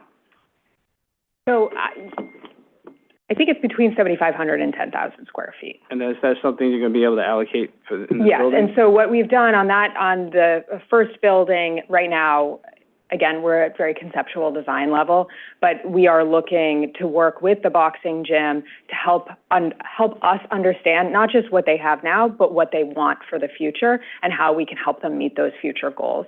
I think we would like this to be, we would love them to continue to be the beacon in the community that they are, serve the residents of the community in the way that they do. But also we want to make sure that we continue to allow them to showcase the history of Brooklyn boxing, all that they've done by bringing that into the new space. And if that means that they need another ring, then we'll work with them to try to make that happen. And the same thing with the supermarket, you're projecting 8,500 square feet for them. Do you know what they're currently utilizing right now? I would have to get back to you on that. I don't know off the top of my head. 7,500, it sounds like. So, I think that, again, we're a little bit more constrained in that secondary building, but we are open to working with both tenants to meet the needs that they have, especially because, again, we are still at the more conceptual point of the design. All right. My last question was going to be timeline of the project. I know you're in the conceptual phase, but do you have a projected timeline when you break ground? So we have been having conversations with HPD. As Sanjana mentioned, the intention here is to have this be financed through ELA. We are also talking with HPD to see if there's a possibility to do a buyout so that LIHTC wouldn't be required to do the financing. But really, the financing timeline depends on HPD's financing timeline for us. And so the project is currently under review, and we expect to hear in the next few weeks where they think that they can slot us. And then we will be matching our design timeline to meet that so that we can get this project out of the ground as quickly as possible. Okay. Thank you for that clarification. You're welcome. Great. Thank you. With that, I don't see any more questions from the panel for the applicant team, so we'll thank you all very much for being here with us. Thank you. And I'm going to invite up Idris Abdullah to testify. Welcome. Good morning. How are you? Okay. Good morning, Chair. I want to thank you for the opportunity for speaking for these quick couple of minutes, but I also want to thank Ann and her amazing team on their presentation. My name is Idris Abdullah. I'm a long-standing resident of the Community Board 3 District. Formerly was a member of Community Board 3. I'm presently a member of the Land Use Committee. So that was the first door they had to come through. And had they not got through that first door and was so receptive and understood the context of the things that we was asking as a committee, I think they might have had to go back out the door. But they came so fully prepared, and every question and every answer that we needed, they was able to provide it for us. So I would definitely like to say that. I'm also the Vice President of the 79th Precinct Community Council. I'm going to make this kind of quick. I have to put that in there because, again, I was 30 years on 79 Precinct Community Council. This particular block, this particular project sits on the borderline of the 79th Precinct and the 8-1. And through the years, we've seen the change of the hands of this project, and we knew what the problem issues was. So when this project actually came to the table, it played a lot of major roles in us being able to support it. One, because of the crime that was being committed over there that constantly had to come back, that we had to address from the precinct council and then work closely with our adjacent 8-1 precinct council. So this here was one of the major answers to one of the questions. Another thing, I was also a mentor in the Bedford-Stuyvesant Boxing Association gym. We worked with the kids, brought kids in off the street, et cetera, and we was able to help a lot of these kids focus their attention on a lot of positive things. So with this project actually being brought up, and this project was brought up to us with some other developers, but we didn't feel that they was actually coming and listening and hearing the community. But when they came with this project here and was able to get the EMIs, et cetera, the things that we needed, we knew that this was the team. So again, I'm sitting here today so that I'm not just one stake in one area of the community and understanding it. Again, I served on the community board. Previously, I'm a committee member dealing with the 79 Precinct and 81 Precinct Council, so I hold a lot of stake at that. So we're also working closely with them with the workforce and helping them put together some type of team where we're able to get the local residents from the two housing complex, because that's always an issue when the construction comes up. Oh, well, how are we going to get work? How are we going to deal with this? So we're looking at working closely with them. And again, they've been very, very receptive to everything that we are looking forward to. They heard us loud and clear with the Boxing Association gym. So today is the day that I stand and I tell them we're going to stand with them 110%. They hear our cries, they answer the cries, and we're there to support them. So again, thank you, and we hope that this testimony can push this through for them. Thank you very much. Well, we appreciate your strong endorsement of this, and also, of course, your service both of the Community Board Land Use and also the Precinct Community Council. And we appreciate your being with us today. So thank you, Commissioner Rampersad. I just want to say thank you. As a former community board member, I want to thank you for your service. Also, with the 79 Police Council, only reason I bring that up, my brother was on the job before he passed for 9 years in 79 Precinct from 95 to 2003. So I know the transition of that community going back then. So thank you for your service on that committee as well. Thank you, Commissioner Osorio. Thank you, Chair. Really quick follow-up question. So you mentioned in the testimony how the perception of public safety in that particular block had been an issue in the past. And, you know, I'm the little that I know about this, I've heard several times concerns about public lighting and so forth, and I'm wondering if you have any observations in terms of the proposed open space amenities and whether or not the type of lighting that is being discussed, you know, sounds reasonable, or if you have any comments about that. Well, I think there's always room for improvement, but right now what they propose to us and their commitment, we feel at this particular time, we think that is definitely feasible. As the project goes up, we know more of the influx of residents will come in. So if we feel that there might be a need for a little bit more lighting to help us with the security of the place and monitoring, keeping the crime things leveled down, then I'm quite sure if we feel that there's another need for additional lighting, I'm quite sure they would probably provide it. But again, everything is all in the best interest of the development of that community. We've seen it come so far, and this here is a major asset to the community. And again, I think I might have known your brother because I've been, or your family member that passed, because I've been on that council for over 25, maybe 30 years. Yeah, so, but again, like you said, it came a long way. Thank you. Thanks again. Thanks very much. Okay. With that, I don't see other members of the public wishing to testify, so we'll close the hearing on calendars number 16, 17, 18, and 19, 281, 311 Marcus Garvey Boulevard, and we will move on to our next item. Thank you all again. For Brooklyn, calendar numbers 20 and 21, 1289 Atlantic Avenue rezoning, CD3, calendar number 20, C 200, 300. 310 ZMK. Calendar number 21 N 293 ZRK. Public hearing in the matter of an application for zoning map and zoning text amendments concerning 1289 Atlantic Avenue rezoning. Great, thank you very much. And we... Chair, for the record, I'm recused on this matter. Commissioner Rampersad is recused on this item. Thank you, Commissioner. We have Lisa Orantia. Welcome. Thank you. Good morning, Chair Gorodnick and Commissioners. My name is Lisa Orantia from Ackerman LLP on behalf of the applicant AA Atlantic LLC.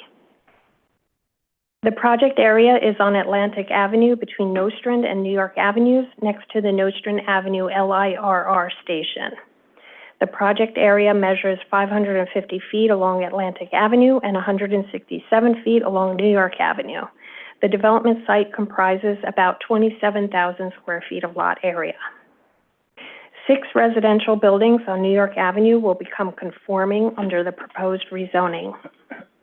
At the corner of Atlantic Avenue and New York Avenue, a pedestrian plaza will replace a former hardware store used as an event space. Along Atlantic Avenue, the new building will replace parking lots, a vacant warehouse, a former contractor shop used as a house of worship, and tenants of the event space and church have been offered space to rent in the new building.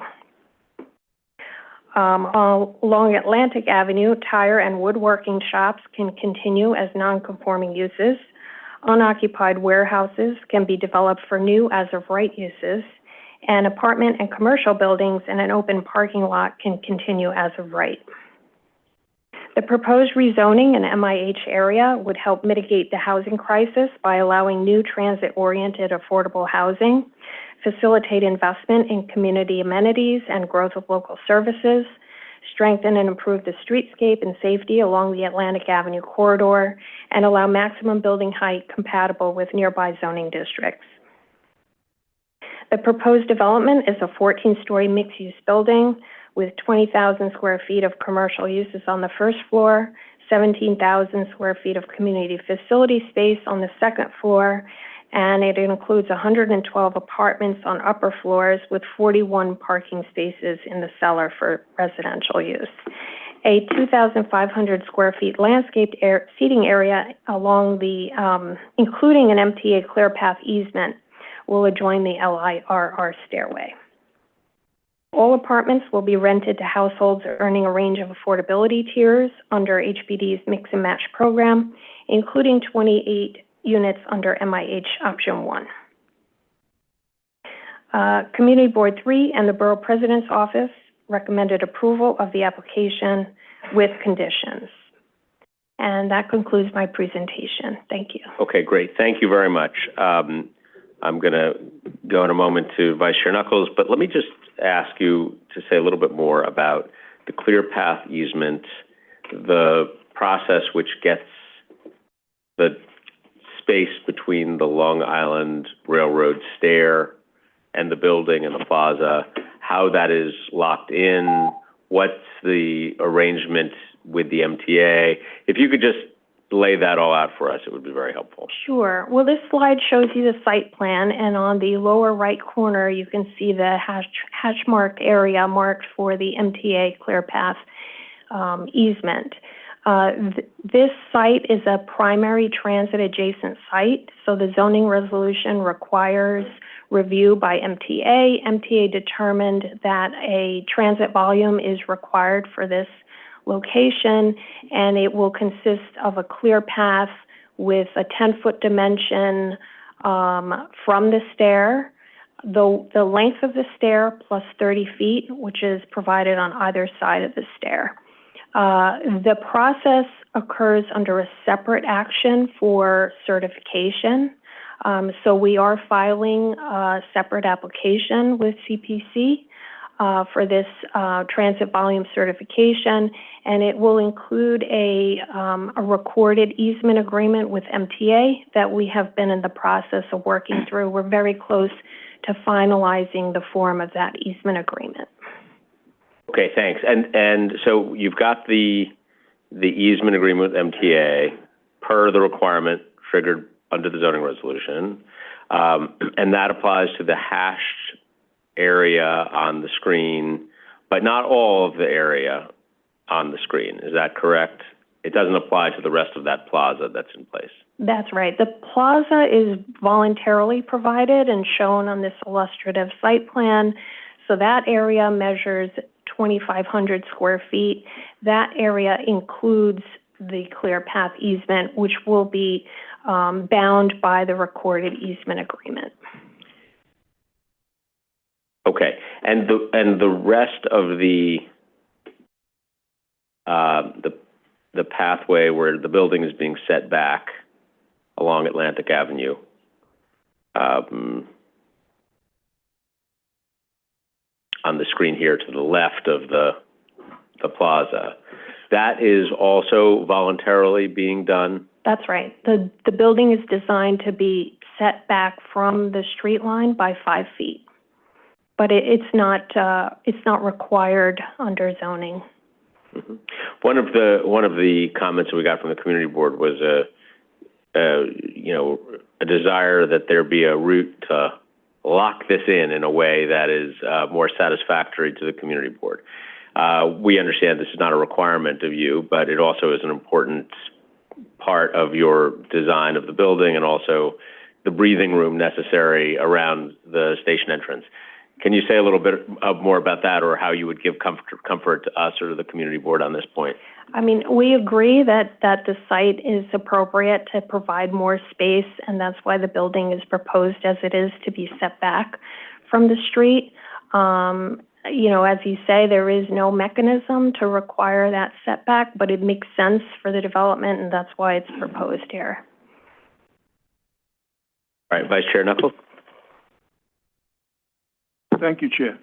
Mr. Ranti, I have two questions. Number one, if you know, can you speak to the acoustical treatment, possibly of the windows, given your proximity to both Atlantic Avenue and the railroad passage? Obviously, I think acoustical issues will be key. Do you know what, if any, treatment is going to be given to windows in order to mitigate the sound challenges? Yes, as part of the environmental review, E-designations will be imposed on the site, which include an E-designation for noise, and that requires window wall sound attenuation that will ensure an acceptable indoor noise environment for the building. Okay. Who is the architect on the building? Caliendo Architects. Okay. Community space. I believe you had 16,000 square feet or thereabouts of community. Do you have a proposed tenant for the community space? At this time, no, but as I mentioned earlier, the applicant had discussions with the tenant who's using the former housewares supply building that's currently used as a house of worship, and they have expressed interest in using space in the building. Thank you. Great. Thank you, Mr. Vice Chairman. Commissioner Osorio. Thank you, Chair. Thanks for the presentation. My question has to do with displacement of businesses. So can you talk a little bit about sort of, my understanding is that there are at least 2 industrial businesses, right, within that will be affected. I'm wondering if you can expand a little bit on that, number one. Number two, when this was brought to us during the certification and so forth, we talked a lot about the special mixed-use district as an option that would make sense here, and we had a conversation, and that's clear at this point why the land use rationale is what it is. But I'm wondering if what is your response to like another round of recommendation on this end from the borough president in terms of potential in-scope modifications to map that?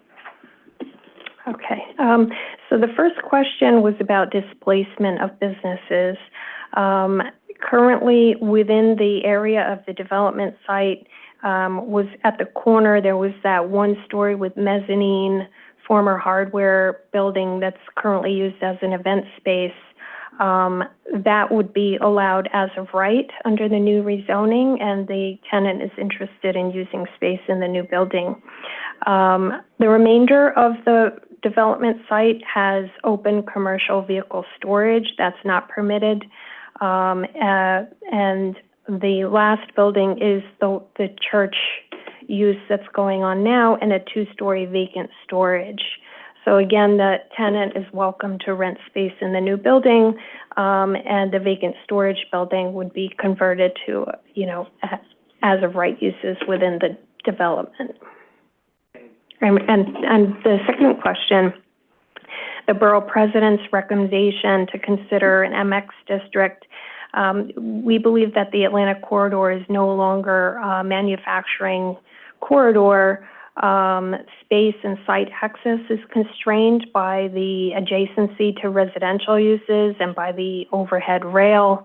And that's why you see in this area a lot of shuttered businesses, warehouses that are closed, and open commercial vehicle storage uses.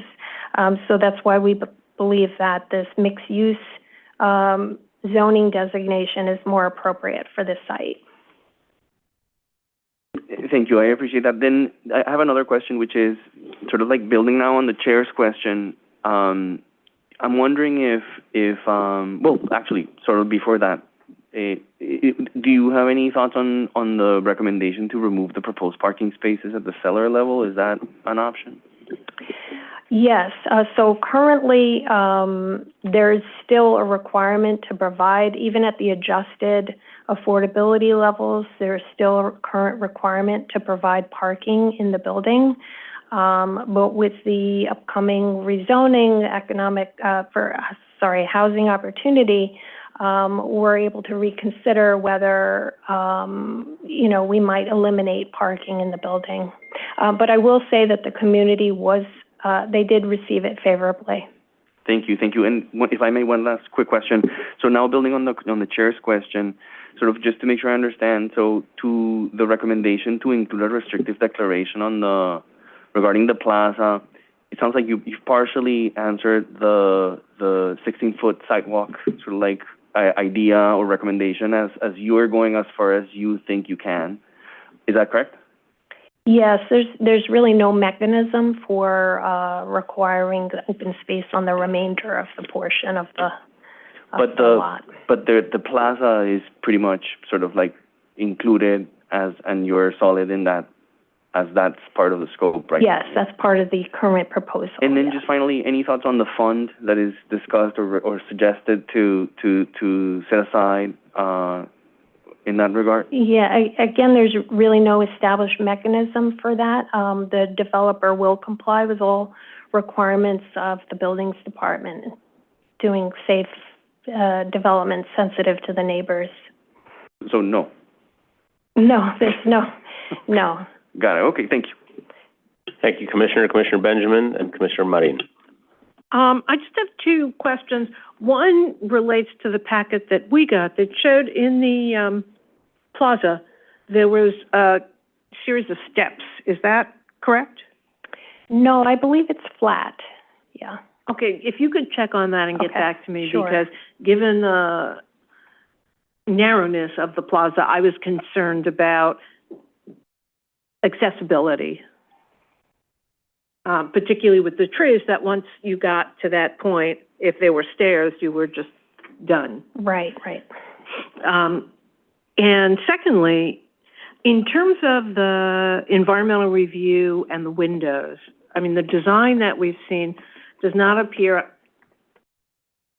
to have triple glazed windows. Are you going to be required to have triple glazed windows and an alternate means of ventilation because of the noise created by the Long Island Railroad and the amount of traffic? I'd like to get back to you on that. Okay. Because that might change somewhat the design of the building on the frontage side, even if it wouldn't necessarily change the design of the building on the side street. Right. Or the back.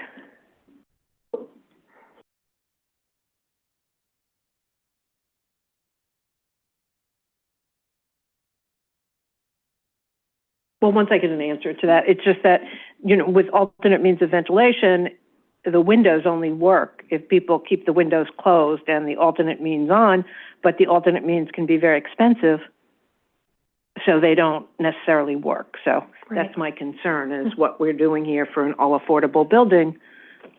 Will it be as affordable as we'd like? Right. I'll get back to you. Okay. Thank you, Commissioner. Commissioner Marin? Lisa, thank you for the presentation. I just have but one question, because I just noticed that once you take down the corner building, you're going to have an exposed wall on your neighbor. You're also going to have just constant flow of people traffic against their front and backyards. Are there any sort of mitigation measures that you're taking for the front and backyard, as well as that wall that will then be exposed fully once that building is taken down?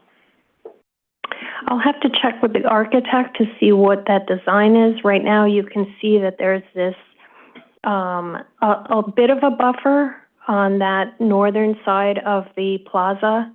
That'll consist of somewhat of a barrier with planting on it that abuts that neighbor building, but I'll get more detail on that for you. I do understand that, but there is, I know that once this building comes down, you are going to be faced with a wall of an adjacent building that's going to need some repair. And what conversations have been had with that neighbor? Having dealt with some of these issues recently, we've had to, as developers, we've had to force 881 actions just to get cooperation from neighbors, and that's going to really affect the project. It may affect the project monetarily as well, so I just want to bring that to your attention. Okay, thank you. Thank you, Commissioner. Okay, with that, I don't see further questions for you from the panel, so we will thank you for your presentation and for being with us, and I will call up Idris Abdullah. Abdullah, welcome back. Again, thank you, Chair. When this project first came to our board, we was kind of skeptic of it, but we understood the context of development, and we understood that either there's going to be a plan that we're going to support and that we're going to see how it's going to benefit the community, or if someone else comes in and it's a plan that we do not support, and for some reason it happens to get by, then we'll have another situation. So we did feel comfortable with the presentation that was given to us by, I'm sorry, she slips my mind, but we did, I'm sorry, what is your name? All right, Lisa. So, yes, she did a excellent presentation. And again, one of the reasons of my concern was, again, because of that strip is so dark over there, and it's kind of like an isolated strip. And in the past, there was a lot of crimes that was committed over there because it's such an awkward, small strip, low lighting. And at that time, like I said, it was a little hardware store there. So with this coming to, again, our community, and I also went to school right across the street, Public School 93. So again, this gives me more affection and more sympathy of being able to help address and get these particular locations assist with them being developed. But again, the development strip, and also she understood that there's a need for housing. So this was another reason why we definitely said, let's put our support behind it. Again, either we're going to try to figure out where, as community and as community board members and individuals of the community, we're looking at trying to find ways that we're not going to agree with all of development that's going on. But if we can come to some type of common grounds that it can benefit both sides, the community and the developers, then we definitely support. But this is one that we definitely did support. One thing I do realize is that no matter how high the buildings go up in the community, the residents and the homeowners that was used to having the only 2 and 3 and maybe 4-story brownstones, everything is changing. So it's a locomotive that's going that we can't stop. So we have to figure out, and we constantly have these type of dialogues at our committee meetings. This is progress. It's progress. It's not the progress that we all want, but again, it's going to happen. When eminent domain law kicks in, then okay, sometimes it closes us, shuts us off a little more. but we have to come up with some type of way to support the development that is coming in. And again, I personally definitely support her as a land use committee member and also as the vice president of the 79th Precinct Committee Council. So I put my support behind her, and a lot of my colleagues do as well. So thank you again. Thank you for that. Again, we really appreciate you being here with us, and look forward to talking with you further about our Atlantic Avenue mixed-use plan just to the west of the site in question here, and thinking about how to plan for the future of that neighborhood, and something that is already underway in conversation with you and other community board members, so thank you. Okay, with that, I do not have other members of the public wishing to testify on calendar 20 or 21, so I will close the hearing on this item and move on to the next item of the day. Madam Secretary. For Brooklyn, calendar numbers 22 and 23. 817 Avenue H rezoning. CD14, calendar number 22, C230323 ZMK. Calendar number 23, N230324 ZRK. Public hearing in the matter of an application for a zoning map and zoning text amendments concerning 817 Avenue H rezoning. Great, and we'll welcome David Rosenberg to the podium, and whenever you're ready, go ahead and get started. Thank you. All right. I guess it's good afternoon, Commissioners. At this point, my name is David Rosenberg of Rosenberg and Estes. I'm here on behalf of Agudas Council of Greater New York for this application. Agudas Council of Greater New York, an affiliate of Agudath Israel of America, one of the largest umbrella organizations of Orthodox Jewish congregations in the United States, is proposing to take on this project to do a couple of things for the organization. The first one is to provide new and expanded facilities for the existing senior center on the site, as well as for the synagogue that uses the space on weekends and mornings and evenings. Additionally, we want to be able to create some new community facility space in there, and importantly, develop some much-needed housing, and particularly family-sized units. So just some context, in the area, you can see the development site in blue and the rezoning area generally in white. Around it, you can see there are a number of larger pre-war buildings, and since these images have been taken, there have been some newer developments as well. You can see just here a couple of angles, and heading a bit north on the 2 blocks, you can see there is about 2 blocks concentration of single-family homes. These are just some street views. You can see the development site on the right, the 1-story building, and some of the pre-war buildings that exist around it. On the left, you can see also the 2 single-family homes along Avenue H that would be included within the rezoning area. Looking at this over here, you can see that not only is it surrounded by these larger buildings, also zoning-wise, it's the development site and the project area surrounded on effectively 3 sides by R7A. We're also proposing removing the existing C13 commercial overlay from the mid-block, which covers about 6 single-family homes along East 8th and East 9th Streets, and replacing it with a 100-foot deep C24 commercial overlay. That you can see more clearly on this slide that shows the zoning map changes.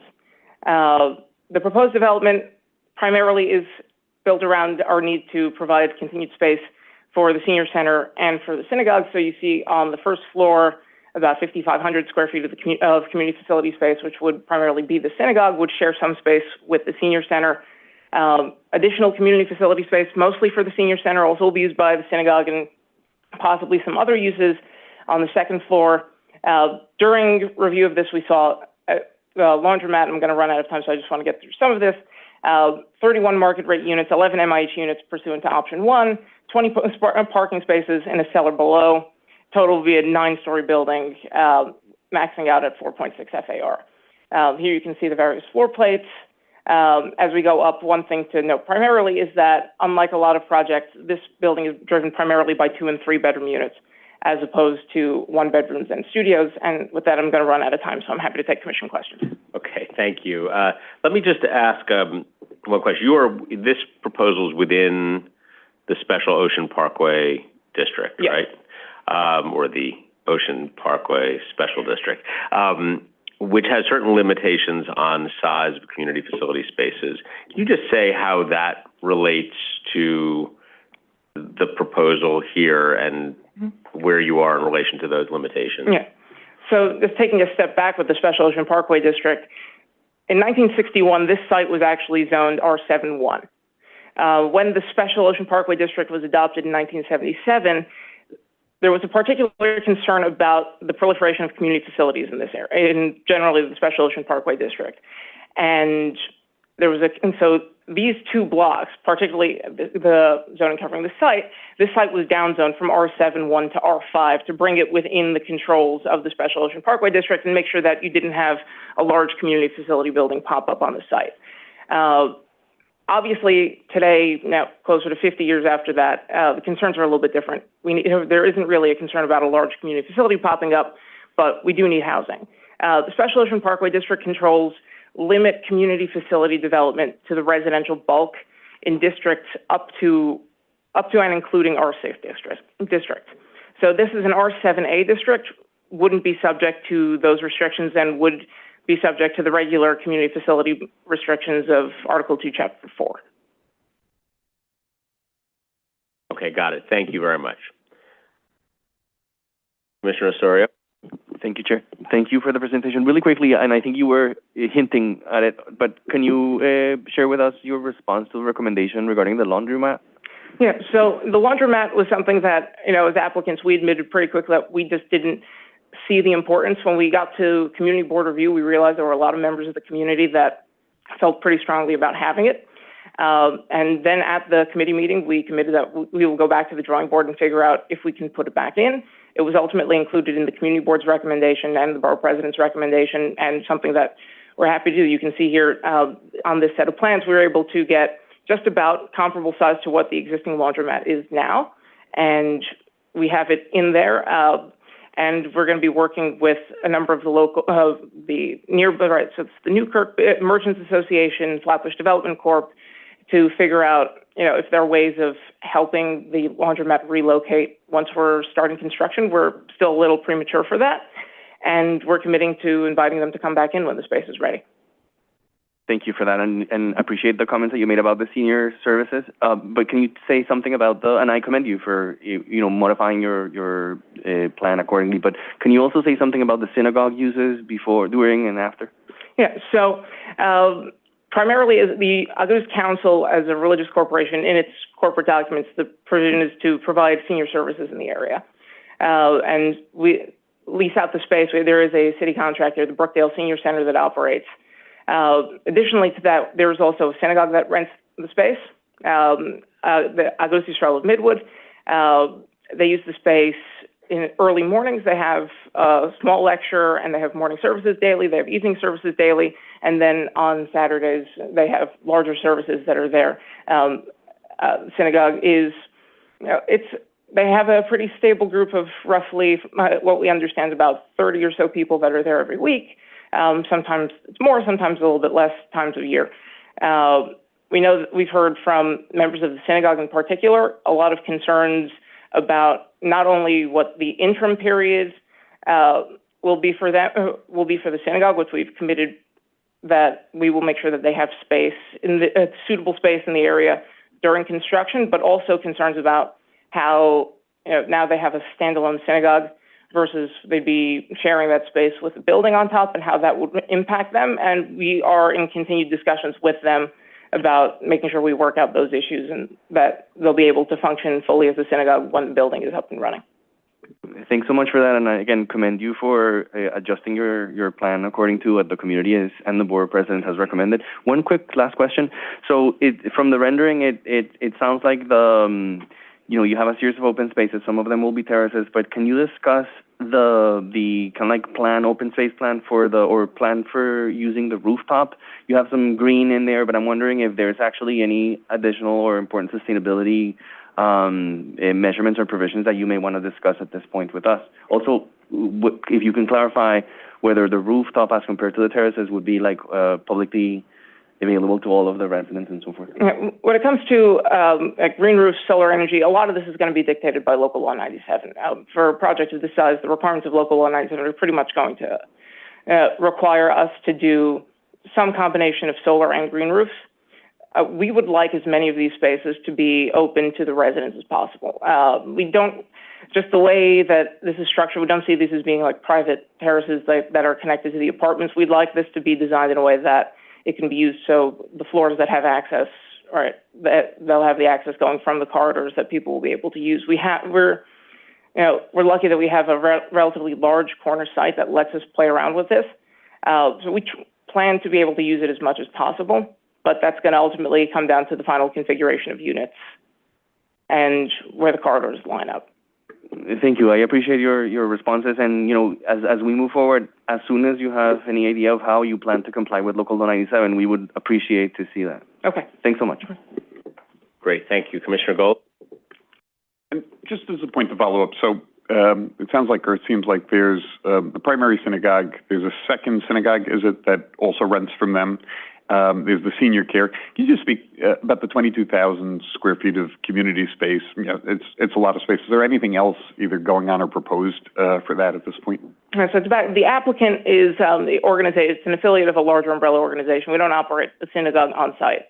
There's the synagogue there and the senior center. And that's going to be those are going to be the main uses of the space. One of the things that we found in talking to people about this project is there is a certain amount of pain points, both from the synagogue side and from the senior center side, about having to use the same space throughout the day and just move things around. And both of them would like to be able to have more permanent spaces where they can, you don't have to sit and roll everything out at the end of the day to make room for the other one. So we wanted to have as much as possible. We're going to shift that a little bit to accommodate the laundromat. We're going to lose some space that the synagogue might have had, and so they'll share a little bit.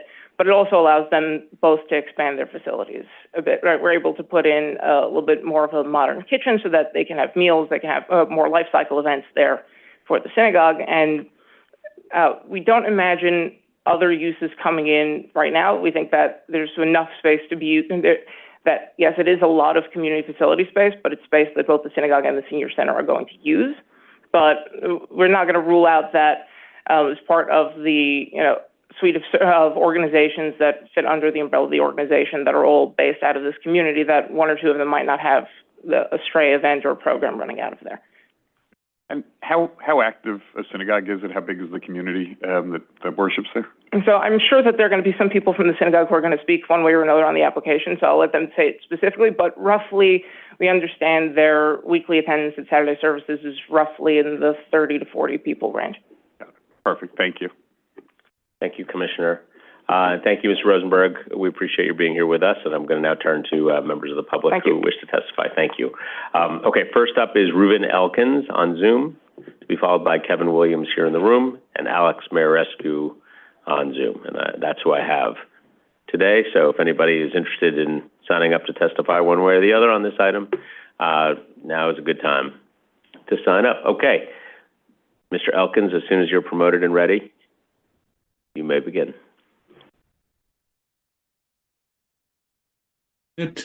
I guess I have to unmute.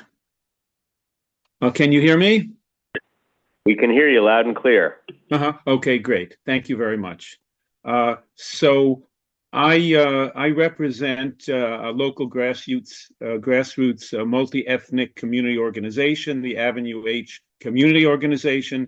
There are many individuals in our community that had wished to attend this meeting, including the Rav of the Shul, David Giver, the synagogue rabbi. But due to the morning timing, most of the members of our hardworking community are occupied at work and could not attend. I asked the board to please take this in account. If I go over just a bit, I canceled my teaching schedule to arrange a sub in order to represent the community this morning. We did have a very nice showing of community members who testified at the president's meeting, the borough president's meeting, in spite of a major snowstorm.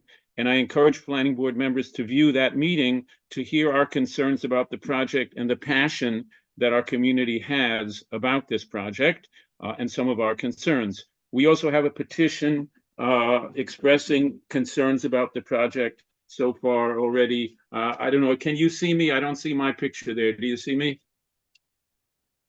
In any case. Not, but we can hear you. Yeah, okay. So you should have the ability to turn on your camera on the bottom left of the Zoom screen. Okay. Start my video. Okay, great. Okay, good. Thank you very much. Just we have a petition already, over 150 names and going on, ongoing with concerns to people in the community about the project. So some of our concerns included a majority of apartments in the original project that were designed more for singles and couples.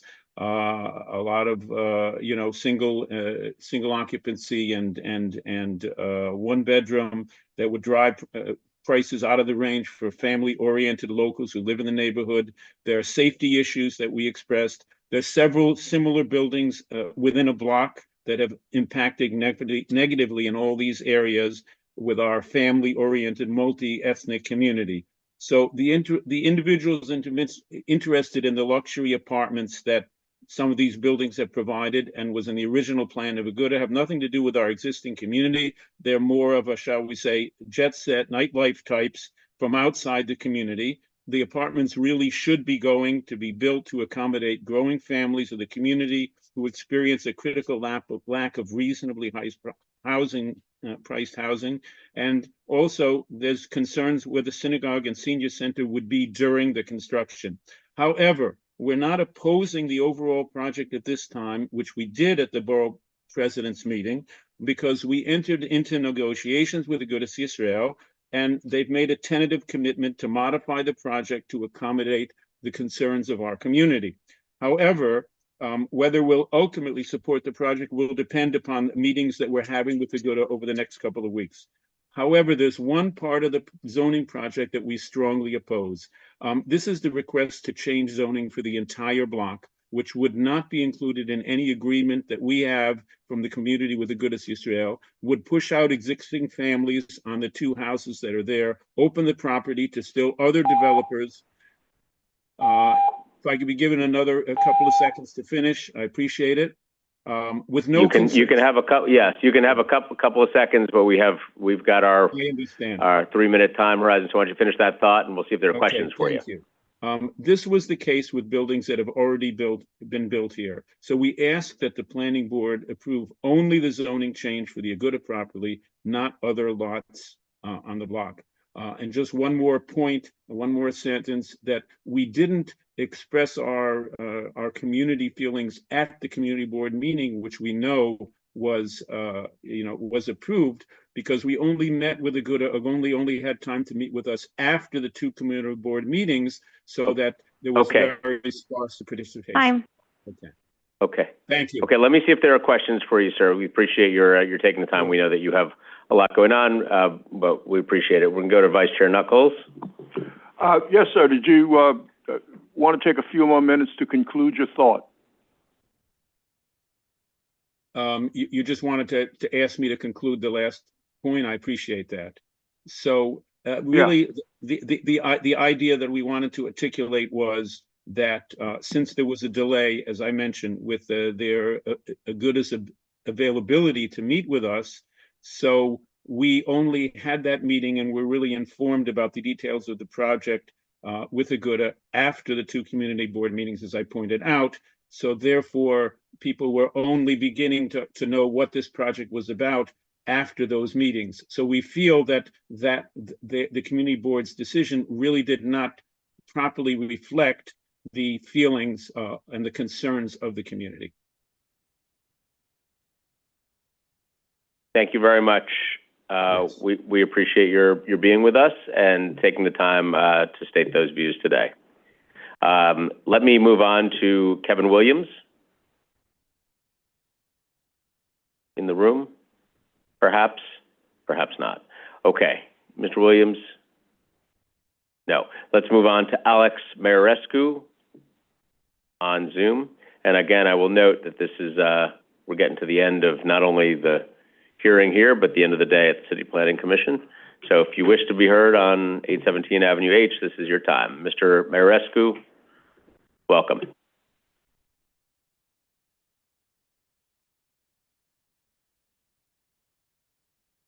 Alex, you should be able to unmute in Zoom. All right, can you hear me? We can. All right, wonderful. Thank you for giving me the opportunity to speak. My name is Alex Maiorescu. I'm a resident of the area, and I'm here representing over 200 residents of the area that have signed a petition to stop this building from its construction. I'd like to point out a few items that we brought this to the community board as well.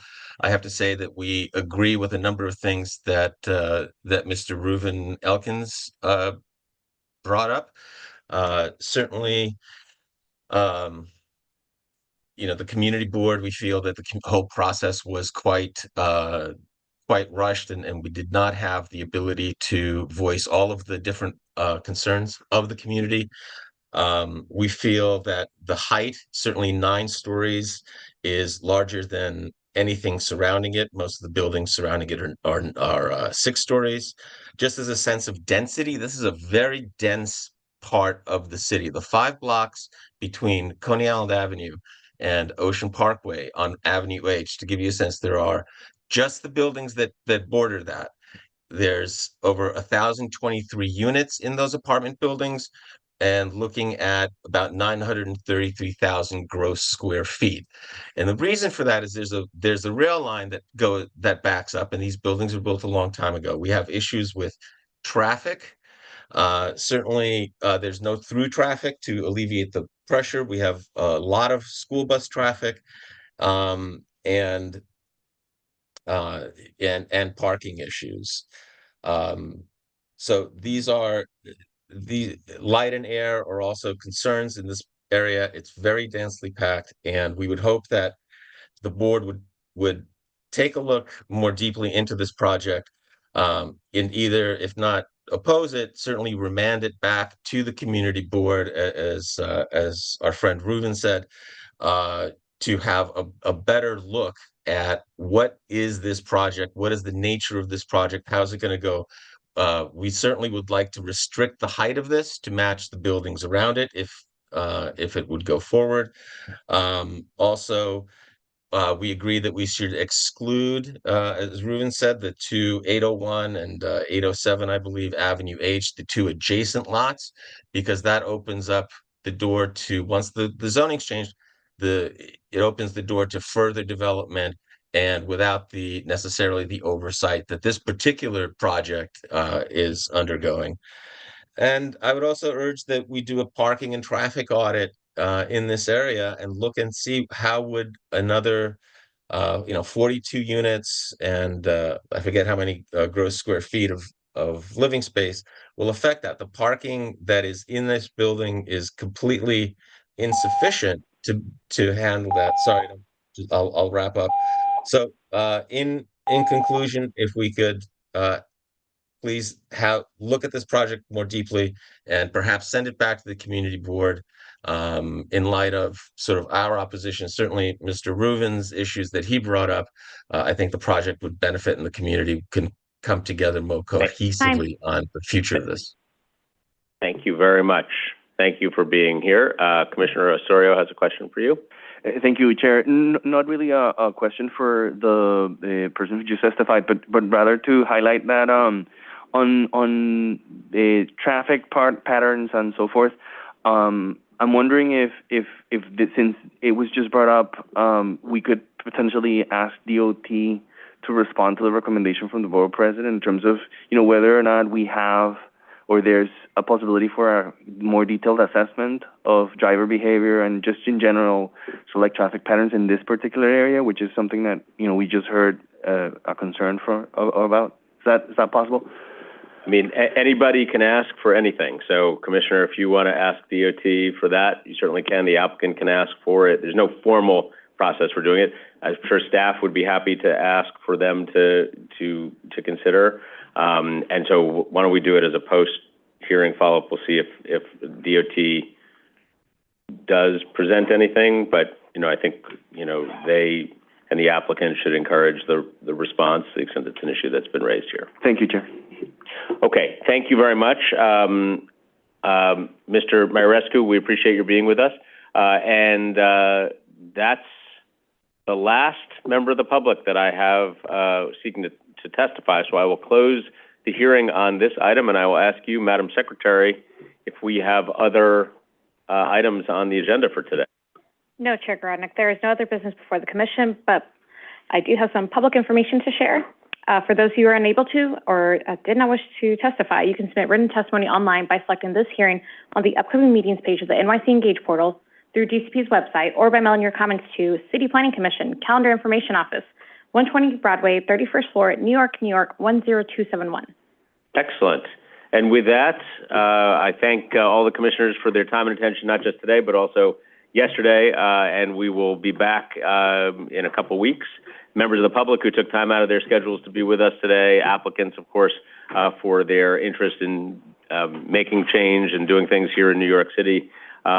We appreciate all of you. And with that, we are adjourned. The time is now 12:43. Thank you.